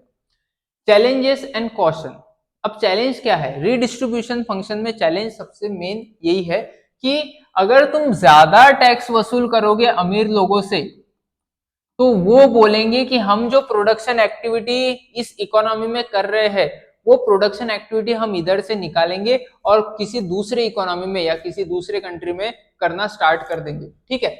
तो उससे क्या हो जाएगा, तुम्हारे कंट्री की जो इन्वेस्टमेंट है, इन्वेस्टमेंट कम हो जाएंगी, और कंट्री में फैक्ट्रीज की इन्वेस्टमेंट अगर कम हो गई तो इकोनॉमिक ग्रोथ अपने आप कम हो जाएगी। तो एक्सेसिव टैक्सेशन या एक्सेसिव प्रोग्रेसिव टैक्सेशन लगाना भी बहुत अच्छी बात नहीं है। और तीसरा, redistributive overreach, overly generous social programs में reduce incentive to work and impacting social productivity। मान लो एक गांव में, ठीक है, 3 लोग हैं जो बिलो पॉवर्टी लाइन आते हैं, बिलो पॉवर्टी लाइन।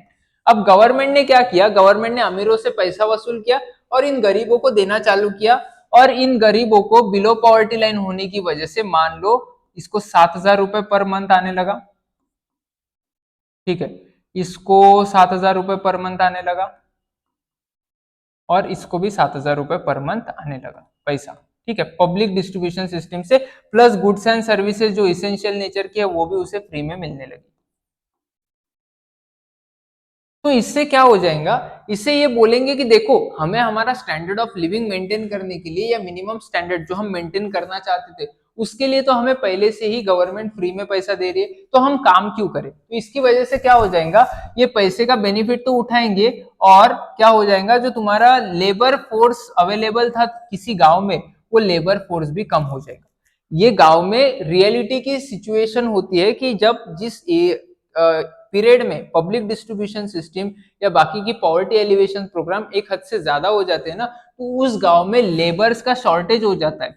लेबर्स का शॉर्टेज इसीलिए नहीं है कि लेबर्स अवेलेबल नहीं है, लेबर का शॉर्टेज इसीलिए है कि वो जो लेबर्स अवेलेबल है वो काम नहीं करना चाहते। अब वो काम क्यों नहीं करना चाहते, क्योंकि जितना मिनिमम लाइवलीहुड वो मेंटेन करना चाहते वो गवर्नमेंट उन्हें फ्री में प्रोवाइड कर रहा है, तो वो वर्क ना करके लेजर प्रिपेयर करते, लेजर यानी आराम, आराम करना प्रिफर करते वो बोलते काम नहीं करना, जितना हम कमाने वाले थे उतना तो गवर्नमेंट ने हमें पहले से दे दिया।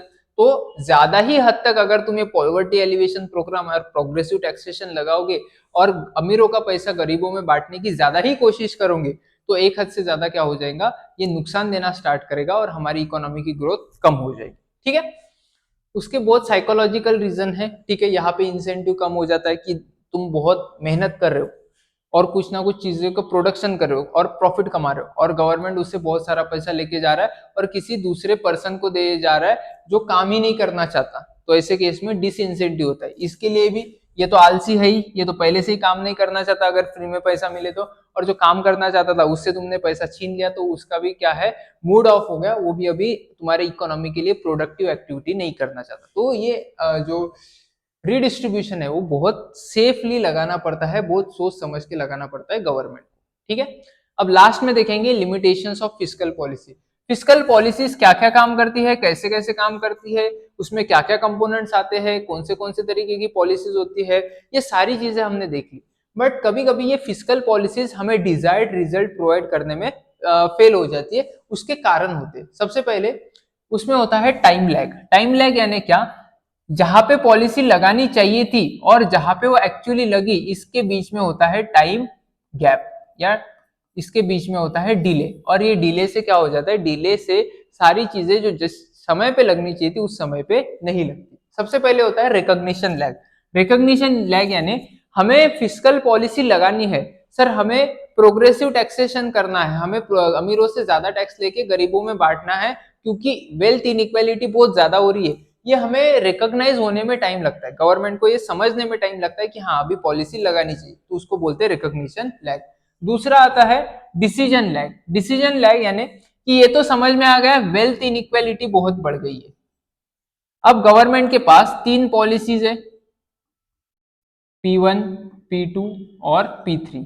तो गवर्नमेंट को ये डिसाइड करना पड़ता है कि इसमें से कौन सी पॉलिसी लगानी है। तो इसमें रिसर्च एंड डेवलपमेंट या डेटा एनालिसिस करने में टाइम चला जाता है, तो वो सारी चीजें आती है डिसीजन लैग में कि वह हमारे पास ये प्रॉब्लम के सॉल्यूशन के लिए 3 पॉलिसीज अवेलेबल है, तो कौन सी पॉलिसी लगाए, ज्यादा प्रोग्रेसिव टैक्सेशन लगाए या बजट में चेंजेस करे या पब्लिक एक्सपेंडिचर बढ़ा दे, एक्सपेंडिचर करे तो कौन से प्रोजेक्ट्स में करे। तो इसमें डिसीजन लेने में टाइम चल जाता है, तो उसमें होता है डिसीजन लैग।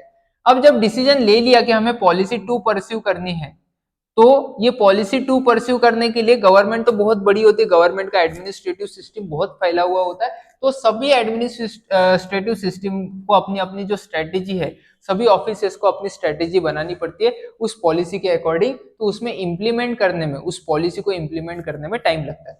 और एक बार इंप्लीमेंट हो गई तो उसके रिजल्ट दिखने में भी टाइम लगता है, तो वो आता है इम्पैक्ट लैग में, समझा।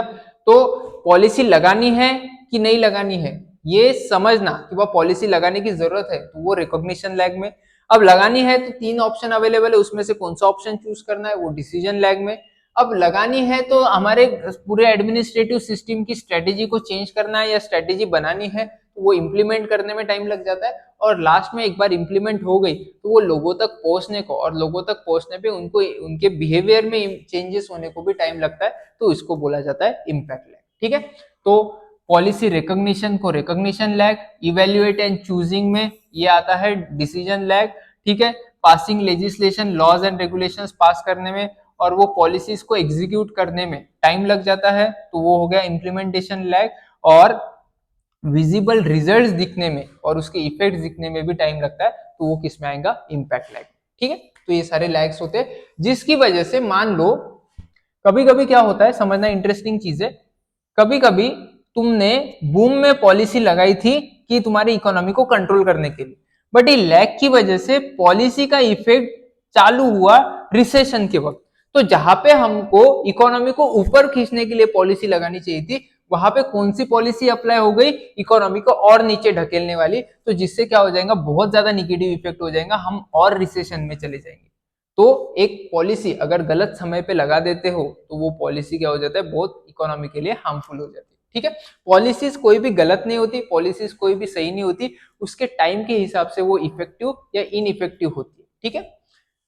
नेक्स्ट आता है स्ट्रक्चरल कंस्ट्रेंट। स्ट्रक्चरल कंस्ट्रेंट यानी क्या क्या, हम बहुत आसानी से बोलते हैं कि सर हम गवर्नमेंट स्पेंडिंग बढ़ा देंगे, ठीक है, सर हम टैक्सेस को बढ़ा देंगे, बट ये इतना इजी होता है क्या कि गवर्नमेंट ने आज बोला कि गवर्नमेंट स्पेंडिंग बढ़ा देंगे, दूसरे दिन कॉन्ट्रैक्ट दे दिए, तीसरे दिन काम चालू हो गया, चौथे दिन वर्कर्स को हायर कर लिया कॉन्ट्रैक्टर ने और अचानक से इफेक्ट देखने को मिला नहीं। तो क्या होता है कि जो गवर्नमेंट स्पेंडिंग्स है, वो अगर तुम्हें स्पेंडिंग बढ़ानी है तो स्पेंडिंग बढ़ाने के लिए बहुत टाइम लगता है, और कम करनी है तो एक हद के ज्यादा तुम कम नहीं कर सकते, क्योंकि कुछ कुछ इंपॉर्टेंट चीजें जैसे सोशल सिक्योरिटी हो गया या डिफेंस हो गया, और जो प्रोजेक्ट चालू है, ऐसे प्रोजेक्ट को तुम गवर्नमेंट एक्सपेंडिचर कम करना है इसके नाम पे खत्म नहीं कर सकते। जैसे तुम ये नहीं बोल सकते कि हमने वो गवर्नमेंट एक्सपेंडिचर कम करना है तो हम डिफेंस पे कम पैसा खर्च कर देते, ठीक है, तो इससे तो अपना फ्रीडम और अपना इंडिपेंडेंस ही खतरे में आ जाएगा। तो ये सारी चीजें नहीं कर सकते। तुम गरीबों को ये नहीं बोल सकते कि हमें गवर्नमेंट स्पेंडिंग कम करनी है तो इस साल तुम्हें रेशन नहीं मिलेगा। तुम ये भी नहीं बोल सकते कि गवर्नमेंट स्पेंडिंग कम करनी है तो जो ब्रिज हमने आधा बनाया था वो ब्रिज हम आधा बना के ही छोड़ देंगे, अगली बार जब जरूरत पड़ेगी हमें स्पेंडिंग करने की तब वो पूरा ब्रिज बना देंगे, ऐसा तुम नहीं बोल सकते। तो एक हद से ज्यादा तुम अपनी स्पेंडिंग को कट नहीं कर सकते, कम नहीं कर सकते। सिमिलरली तुम एक हद से ज्यादा अपनी स्पेंडिंग को अचानक से बढ़ा भी नहीं सकते, ठीक है। Public works with long gestation periods, कुछ कुछ पब्लिक वर्क ऐसे होते हैं, कुछ कुछ प्रोजेक्ट्स जो होते हैं वो चालू होने में और खत्म होने में बहुत समय लग जाता है। फॉर एग्जांपल कोई डैम अगर कंस्ट्रक्ट करना है तो 5 से 10 साल का समय लगता है उस डैम को कंस्ट्रक्ट करने के लिए, तो इसमें इसी को बोला जाता है गेस्टेशन पीरियड। वो प्रोजेक्ट के रिजल्ट्स मिलने में और वो प्रोजेक्ट चालू होने में जितना टाइम गैप होता है उसी को गेस्टेशन पीरियड बोला जाता है, ठीक है। तो इनको जल्दी से चालू भी नहीं किया जा सकता और इनका एक्सपेंडिचर तुम जल्दी से क्या नहीं कर सकते, चेंज नहीं कर सकते। तुम ये नहीं बोल सकते कि ठीक है गवर्नमेंट एक्सपेंडिचर बढ़ाना है क्या तो 2 लेन का हाईवे डायरेक्ट 4 लेन का कर देते और दूसरे दिन 4 लेन का हो गया, ऐसा नहीं होता। Next, supply side disincentives. कभी कभी ऐसा बोला जाता है कि इकोनॉमी है ना, अपन ने देखा था कि fiscal policy demand side policy होती है, डिमांड को अफेक्ट करती है। कुछ लोगों का, कुछ इकोनॉमिस्ट का कहना है कि ये सप्लाई साइड को अफेक्ट करती है और वो निगेटिवली अफेक्ट करती है, ठीक है। हायर प्रॉफिट टैक्सेस में reduce firms willingness to invest. तो ये क्या बोल रहे हैं, देखो कि अगर, समझना, अगर मार्केट में तुम ज्यादा टैक्सेस लगाओगे, प्रॉफिट पे ज्यादा टैक्सेस लगाओगे तो उससे इंडस्ट्रीज कम बनेगी, उससे इंडस्ट्रीज कम बनेगी तो क्या कम होगा सर, प्रोडक्शन कम होगा, और प्रोडक्शन कम होने से मार्केट में क्या कम हो जाएगा, मार्केट में सप्लाई कम हो जाएगा। तो ये बोलते हैं सिर्फ डिमांड को ही अफेक्ट नहीं होता, अगर तुम टैक्सेस बढ़ा देते हो तो कहीं ना कहीं सप्लाई भी अफेक्ट होता है, और सप्लाई अफेक्ट होगा, डिमांड भी अफेक्ट होगा, तो उसके निगेटिव इफेक्ट्स क्या हो जाते हैं, बहुत ज्यादा हो जाते हैं, ठीक है। नेक्स्ट आता है इकोनॉमिक इम्प्लीकेशन।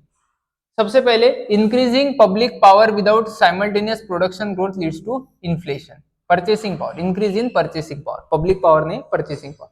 बोल क्या रहे हैं, ये बोल रहे हैं कि देखो अगर तुम इकोनॉमी में पैसा डालते ही जा रहे हो, डालते जा रहे हो, डालते जा रहे हो, ठीक है, क्योंकि तुम्हें इकोनॉमी को रिसेशन से बाहर निकालना है, तो इससे क्या हो जाएगा सर, इससे लोगों के हाथ में बहुत ज्यादा पैसा आ जाएगा बट प्रोडक्शन नहीं बढ़ेगा, उतने ही गुड्स है और लोगों के हाथ में ज्यादा पैसे। मान लो पहले 2 गुड्स थे लोगों के पास और 10,000 रुपए थे, तो लोग गुड्स के लिए पे करने के लिए तैयार थे, 5,000 6,000 पे करने के लिए तैयार थे क्योंकि लोगों के पास 10,000 थे। तुमने इकोनॉमी में बहुत ही पैसा डाल दिया, अब लोगों के पास 70,000 आ गए, बट 70,000 आने से प्रोडक्शन तो नहीं बढ़ा। अभी भी इकोनॉमी में कितने गुड्स अवेलेबल है, सिर्फ 2 ही गुड्स अवेलेबल है। इससे क्या हो जाएगा, एक गुड की कीमत अभी लोगों के पास ज्यादा पैसे होने से 30,000 35,000 तक चली जाएगी। तो प्रोडक्शन तो हुआ नहीं, देखने को क्या मिला सर, इन्फ्लेशन देखने को मिला जबरदस्ती। तो जब भी समझना, एक बहुत ही इंपॉर्टेंट सेंटेंस बोल रहा हूं, जब मनी सप्लाई बढ़ता है और प्रोडक्शन नहीं बढ़ता, मनी सप्लाई बढ़ रहा है, इकोनॉमी में पैसा बहुत आ रहा है बट प्रोडक्शन नहीं बढ़ रहा है, इस केस में हमेशा इन्फ्लेशन देखने को मिलता है। इस केस में हमेशा इकोनॉमी में इन्फ्लेशन देखने को मिलेगा। फिर इन्फ्लेशन की बात हो गई, ठीक है। नेक्स्ट आता है डेट बर्डन। जो डेफिसिट फाइनेंसिंग तुम कर रहे थे, जो लोगों के ऊपर ज्यादा पैसा खर्च कर रहे थे और उनसे कम टैक्स वसूल कर रहे थे, वो कहीं ना कहीं तुम्हें वापस भी करना पड़ेगा, ठीक है। तो क्या हो जाएगा, रीपेमेंट के वक्त चैलेंजेस आ सकते हैं, और रीपेमेंट के वक्त जहां पे हमें प्रोडक्टिव रिसोर्सेस में जो पैसा इन्वेस्ट करना चाहिए था वो डेट रीपेमेंट करने में चला जाता है, तो उस समय वो इकोनॉमी को निगेटिवली हार्म करता है। मान लो मैंने पिछले 10 साल में 10 लाख का लोन उठाया, ठीक है, अब सीए बनने के बाद मुझे सैलरी आने लगी, तो वो सैलरी किसी प्रोडक्टिव काम में या कोई इन्वेस्टमेंट करने में नहीं, मेरा पिछला डेट रीपेमेंट करने में चली जाती है। तो क्या हो जाता है, उतना निगेटिव इंपैक्ट मुझे अभी झेलना पड़ता है, मुझे मेरी पास्ट एक्टिविटीज की वजह से। तो पास्ट डेट की वजह से तुम्हें प्रेजेंट में या प्रेजेंट डेट की वजह से तुम्हें फ्यूचर में निगेटिव इंपैक्ट्स को झेलना पड़ सकता है, ठीक है।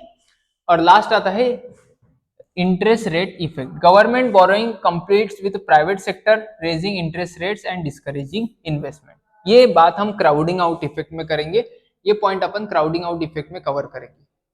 अब इस चैप्टर का last topic crowding out effect बहुत ही इंटरेस्टिंग है, समझना।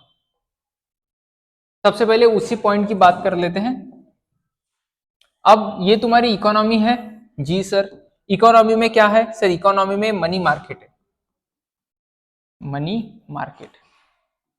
ओके, मनी मार्केट में कौन कौन आता है सर? मनी मार्केट में वो लोग आते हैं जिनको लोन देना है, ठीक है, जिनके पास पैसा अवेलेबल है और जिनको लोगों को लोन देना है, यानी जो गवर्नमेंट सिक्योरिटीज या कोई भी बॉन्ड्स वगैरह परचेस करना चाहते हैं, ये पैसे वाले लोग, ठीक है।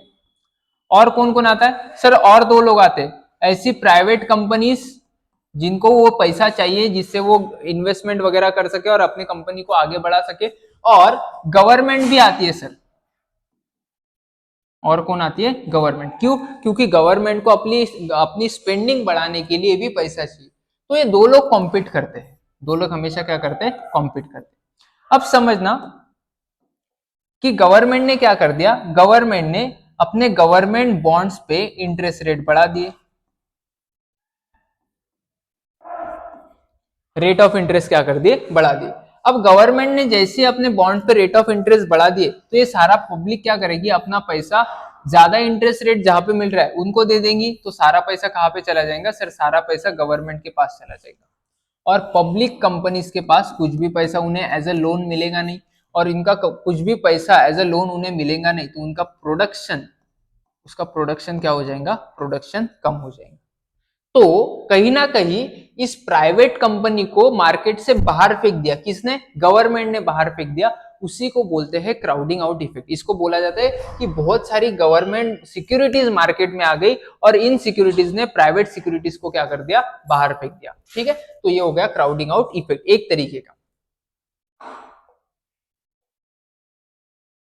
ठीक है, ये हो गया क्राउडिंग आउट। चलो, तो ये है हमारी गवर्नमेंट। और क्राउडिंग आउट में क्या हो गया कि गवर्नमेंट ने इशू किए गवर्नमेंट बॉन्ड्स, और गवर्नमेंट बॉन्ड्स इशू करने से प्राइवेट कंपनीज को नुकसान हो गया। दूसरा क्राउडिंग आउट इफेक्ट कैसा होता है समझना। गवर्नमेंट स्पेंडिंग करना चाहती है। अब गवर्नमेंट को स्पेंडिंग करना है तो गवर्नमेंट इकोनॉमी में पैसा क्या करती है? पैसे का फ्लो करती है, बराबर है। तो इकोनॉमी में पैसा आता है, बट ये गवर्नमेंट अपनी स्पेंडिंग करने के लिए लोगों से पर्सनल इनकम टैक्स और कॉर्पोरेट टैक्स वसूल करती है, जिससे जो इकोनॉमी में पैसा आया था वो इकोनॉमी से वापस बाहर चला जाता है। तो गवर्नमेंट ने स्पेंड किया तो पैसा आ गया, और गवर्नमेंट ने उस पैसे को स्पेंड करने के लिए लोगों से टैक्स लिया तो वापस पैसा इकोनॉमी से बाहर चला गया। तो अपने को लगता है कि गवर्नमेंट स्पेंडिंग से डिमांड बढ़ेगी, बट गवर्नमेंट स्पेंडिंग से कभी डिमांड नहीं बढ़ती। क्यों? क्योंकि पैसा आया था और पैसा वापस चला गया, इकोनॉमी को या मार्केट को कुछ भी फर्क नहीं हुआ, ठीक है। नेक्स्ट आता है गवर्नमेंट डेट स्पेंडिंग, ठीक है। गवर्नमेंट ने लोन लिया, वही चीज गवर्नमेंट ने लोन लिया तो प्राइवेट सेक्टर के लिए वो लोन का पैसा कुछ बच जाता है क्या? क्यों नहीं बच जाता? क्यों? क्योंकि लोगों के पास जितना पैसा था उन लोगों ने वो सारा पैसा कहाँ पे खर्च कर दिया? गवर्नमेंट बॉन्ड्स को परचेस करने के लिए खर्च कर दिया। तो प्राइवेट फर्म्स के पास कुछ भी पैसा, या प्राइवेट फर्म्स के लिए मार्केट में कुछ भी पैसा नहीं बचा। और लास्ट बात आती है गवर्नमेंट डेट, गवर्नमेंट स्पेंडिंग। उससे क्या होता है कि higher fund demand in money leading to increase interest rate. अब समझना क्या हो रहा है कि दो लोग कंपीट कर रहे हैं मार्केट में या इकोनॉमी में। लिमिटेड पैसा अवेलेबल है लोगों के पास किसी को लोन देने के लिए, लिमिटेड पैसा। अब लोन लेने वाले दो लोग हैं सर, एक है प्राइवेट कंपनीज और दूसरा है गवर्नमेंट। तो ये लोन लेने के लिए क्या करते हैं? बेसिकली ऑक्शन मेथड करते हैं। प्राइवेट कंपनीज बोलता है कि हम हमारे बॉन्ड पे 7% देंगे, गवर्नमेंट बोलता है कि हम हमारे बॉन्ड पे 7.5% देंगे या 8% देंगे। फिर ये देख के प्राइवेट कंपनीज बोलते हैं नहीं हम 7 नहीं हम 9% देंगे। तो गवर्नमेंट ये देख के बोलता है कि नहीं हम 8 नहीं 8.5% तुम पे क्या देंगे? इंटरेस्ट देंगे तुम्हारे पैसे पे। यानी जो सिक्योरिटीज या गवर्नमेंट बॉन्ड्स या डिबेंचर्स वो जो खरीदने वाले हो तुम, उस पे क्या होता है? फिर धीरे धीरे ये ऑक्शन मेथड की वजह से इंटरेस्ट रेट इकोनॉमी का बढ़ जाता है। तो एंड रिजल्ट क्या होता है कि इकोनॉमी का जो इंटरेस्ट रेट है वो इंटरेस्ट रेट अचानक से बढ़ जाता है, ठीक है। क्यों हुआ ये?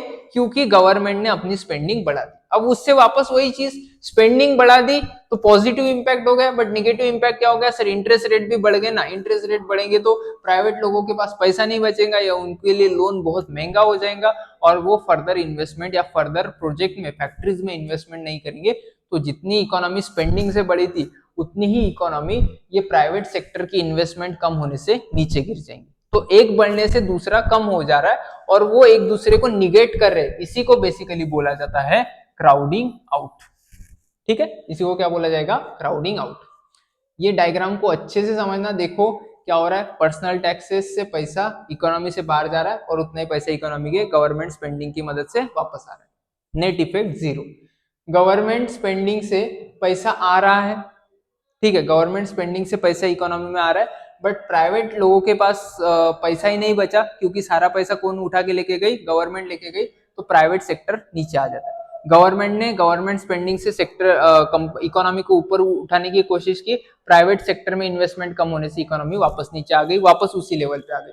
तो फिस्कल पॉलिसी का, इसकी वजह से क्या होता है? फिस्कल पॉलिसी की वजह से अपन जो चेंज एक्सपेक्ट करते हैं वो चेंज अपने को नहीं दिखता, और वो चेंज नहीं दिखने से फिस्कल पॉलिसीज फेल हो जाती है। तो मोस्टली फेलियर का कारण क्या रहता है? Crowding out. ठीक है, बहुत इंपॉर्टेंट कंसेप्ट है। नेक्स्ट, हाउएवर ड्यूरिंग रिसेशन, बहुत इंपॉर्टेंट, ये तो सेंटेंस बहुत इंपॉर्टेंट है।